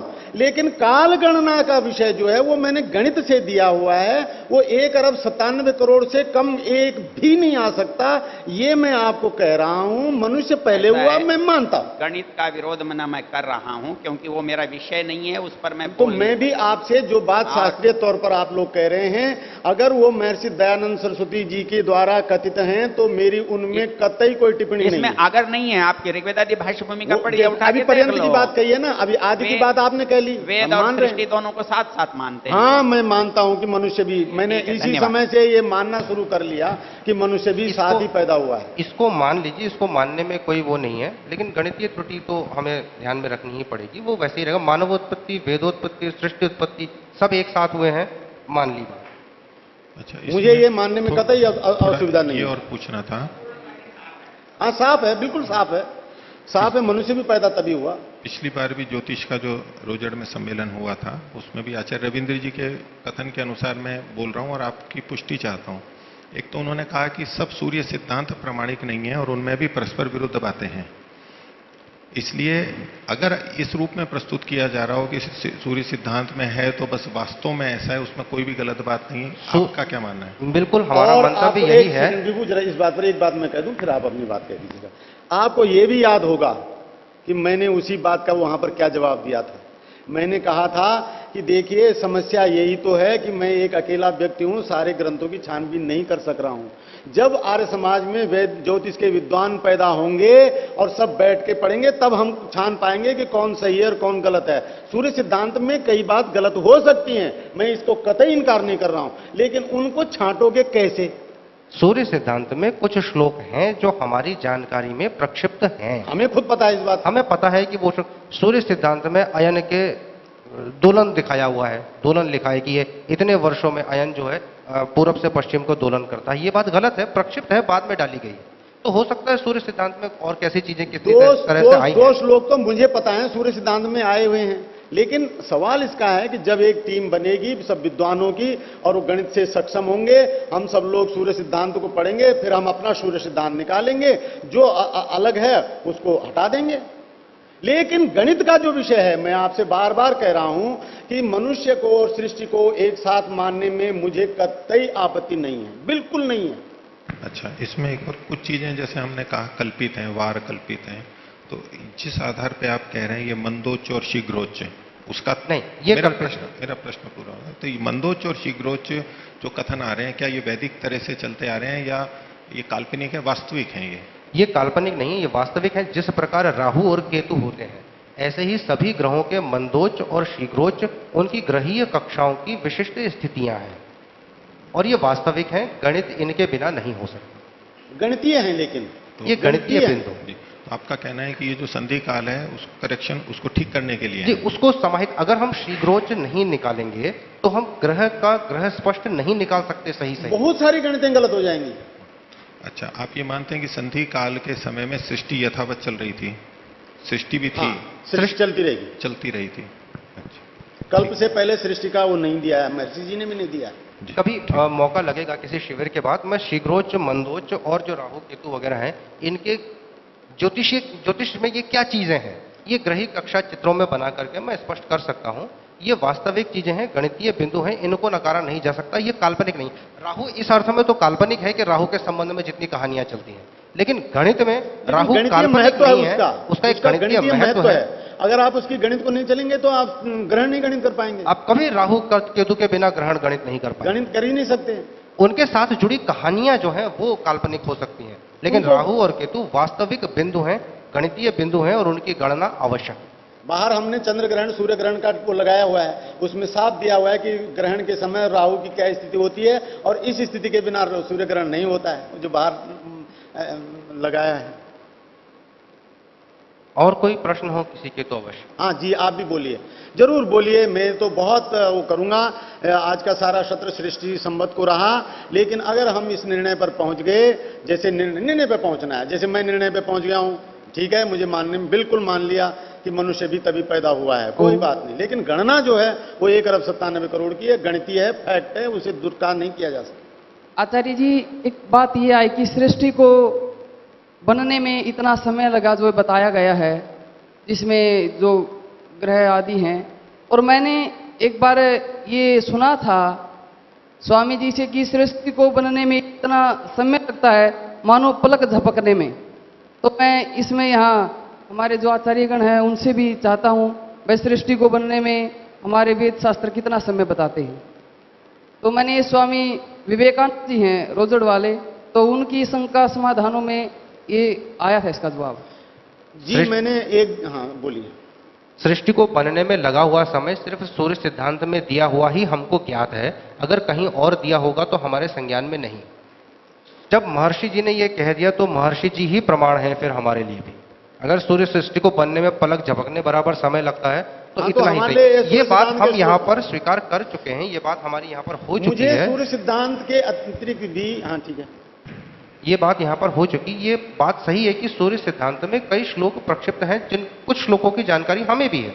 हो सकता है ये भी कोई ऐसा श्लोक हो, लेकिन जब तक हम पुख्ता तौर पर, प्रामाणिक तौर पर जान नहीं लेते, तब तक हम किसी चीज को न तो नकार सकते हैं न स्वीकार कर सकते हैं। ये पलक झपकने वाला कहाँ महर्षि हाँ ने कहा लिखा? है, महर्षि जी ने कहा है, ये कहीं कहा है, मुझे भी पता है ये बात। वैसे वो जो एक मुसलमानों का था कि कुन कहते ही बन गई है, उसका खंडन किया है स्वामी जी ने। जी, मैं एकदम जानता हूं। कहा और वो हो गई। स्वामी जी ने ईसाइयों की भी इस बात का खंडन करा है कि पहले दिन ऐसा हुआ, दूसरे दिन 6 दिन। ऐसा हुआ, 6 दिन ऐसा दिन हुआ और का। तब 7वें दिन ईश्वर ने आराम किया। जी। इस बात का भी खंडन करा है उन्होंने, सत्यार्थ प्रकाश में है। और मैं उन सब बातों को मानता हूं। अगर उन्होंने ये कहा है कि एक पल में ऐसा हुआ है तो आप दें, और वो तो अच्छी बात है, उस बात को आप मेरे संज्ञान में लीजिए। परमात्मा की शक्ति तो बहुत है, लेकिन प्रकृति ये- के बनने की तो सामर्थ्य नहीं है ना जल्दी, इसलिए समय लग सकता है। ये जो शंका का समाधान ये स्वामी विवेकानंद जी से मैंने बताया है, मैंने उन्हीं से पता लगा था, सुना था, तो मैंने उनका जवाब दिया है कि उन्होंने जब उनसे शंका की गई तो उन्होंने इसका समाधान ये बताया। स्वामी विवेकानंद जी हैं। नहीं, ठीक कर रहे हैं आप, ठीक उन्होंने है आप। उन्होंने ये कहा कि पलक झपकते ही बन गई, पलक झपकने में जितना समय लगता है, मान ऐसा लीजिए। उन्होंने कहा। हाँ जी। अच्छा। उसका कहीं प्रमाण मिल जाए तो वो कहीं लिखा हुआ हो तो जरूर देख लें, क्योंकि मेरे संज्ञान में सत्यार्थ प्रकाश में स्वामी महर्षि जी ने इस चीज का विरोध किया है।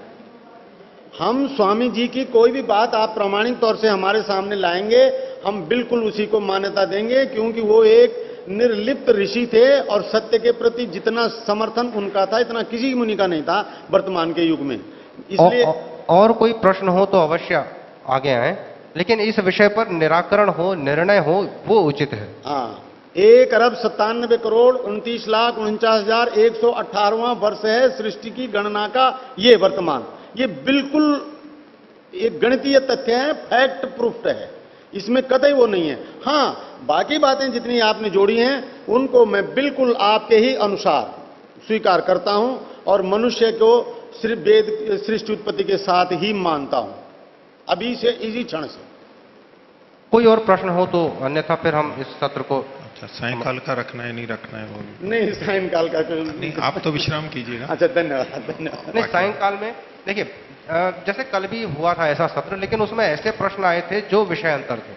जो कुछ हमने पढ़ा है, जो कुछ हमने करा है, उससे संबंधित प्रश्न पहले हो जाए तो बहुत अच्छी बात। अतिरिक्त जानकारी देने में मुझे कोई अब देखिए जरा, एक मिनट बैठे हैं अभी, आप अपनी बात बोलो। आप अतिरिक्त विषयों में जैसे आप सौर मंडल, ब्रह्मांड, प्रकाश, इनके बारे में जानना चाहते हैं, मुझे जानकारी देने में दिक्कत नहीं है, लेकिन पहले वो प्रश्न हो जाएं जो हमने अब तक पढ़ा है, जो लोगों की समझ में नहीं आया उसको पूछ लें, कोई चीज रह गई हो, कोई चीज दोबारा समझनी हो, पहले वो प्रश्न हो जाए, उसके बाद फिर अनंतर विषय लिए जा सकते हैं। एक बार पूछ लीजिए, किसी को पूछना है क्या? किसी को और कुछ पूछना हो तो हम फिर नहीं, अगर हो प्रश्न तो रात का रखें। तो रात का हम फिर अगर किसी के पास है प्रश्न तो बता दीजिए, फिर हम रात का रखते हैं, नहीं तो फिर रात का नहीं रखेंगे। नहीं तो बोलिए बोलिए।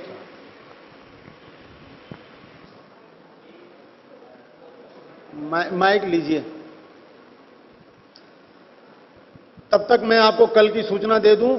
बिल्कुल आप कल बिल्कुल प्रातः ही, कल का सत्र शुरू होते ही हम लोग आपको जो आज के विषय रह गए हैं, अक्षांश, देशांतर, देशांतर और विषुववृत्त का समयांतर, देशांतर का समयांतर, विषुववृत्त और क्रांतिवृत्त, क्रांति, अयनांश, निरयन और सायन। इसके अतिरिक्त मैं एक चीज और जोड़ रहा हूं सुबह के सत्र में, सूर्योदय और सूर्यास्त। अगर आप इतना नहीं कल कर पाएंगे तो शाम की बेला में आप लग्नायन, लग्न का निकालना नहीं समझ पाएंगे, उसका समय नहीं बचेगा। और कल रात 8:50 पर मेरा यहां से प्रस्थान है, यानी कल का शिविर अंतिम शिविर होगा। मैं चाहता हूं कि आपको इतना सिलेबस जो मेरा रह गया है ये आपको आ जाए। तो कल का जो काल होगा उसमें हम मध्यांतर में कोई भी शंका समाधान नहीं सुनेंगे, हम कल अपनी ही बात पूरी करेंगे, उसके बाद अंत में देंगे आपको समय आपकी शंका समाधान का। ठीक है, बोलें, आप बोलें।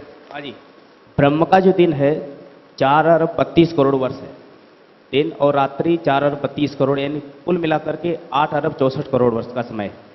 तो उसमें जो मनुष्य की उत्पत्ति और वेदोत्पत्ति, अभी आचार्य जी ने बताया कि मनुष्य उत्पन्न होगा तभी वेद उसके साथ में आएगा, क्योंकि मनुष्य के लिए ही वेद है। तो अभी आप इसमें सृष्टि उत्पत्ति का समय, इसमें महर्षि ने ऋग्वेदादि भाष्य भूमि का और उसमें सत्यार्थ प्रकाश में बताया गया है कि 6 चतुर्युगी जो है सृष्टि बनने में लगता है। अब सृष्टि बनने में जड़ है या जितने भी पशु पक्षी आदि है वो सारे इसमें अलग अलग वर्णन नहीं किया गया कि अभी इतना समय लगा। उन्होंने स्पष्ट लिखा है 6 चतुर्युगी ही लगा है समय। उसके बाद जो 994 चतुर्युगी है, सुनो, कहाँ लिखा है? ये कहाँ लिखा है वो बताओ पहले। ऐसे नहीं, पता नहीं कहाँ वचन लेकर के कहाँ आओ लिखा है? तो बात करेंगे फिर। प्रमाण सहित बात करें। ऐसा तो कहीं नहीं लिखा है, महर्षि जी ने कहीं नहीं लिखा है ऐसा।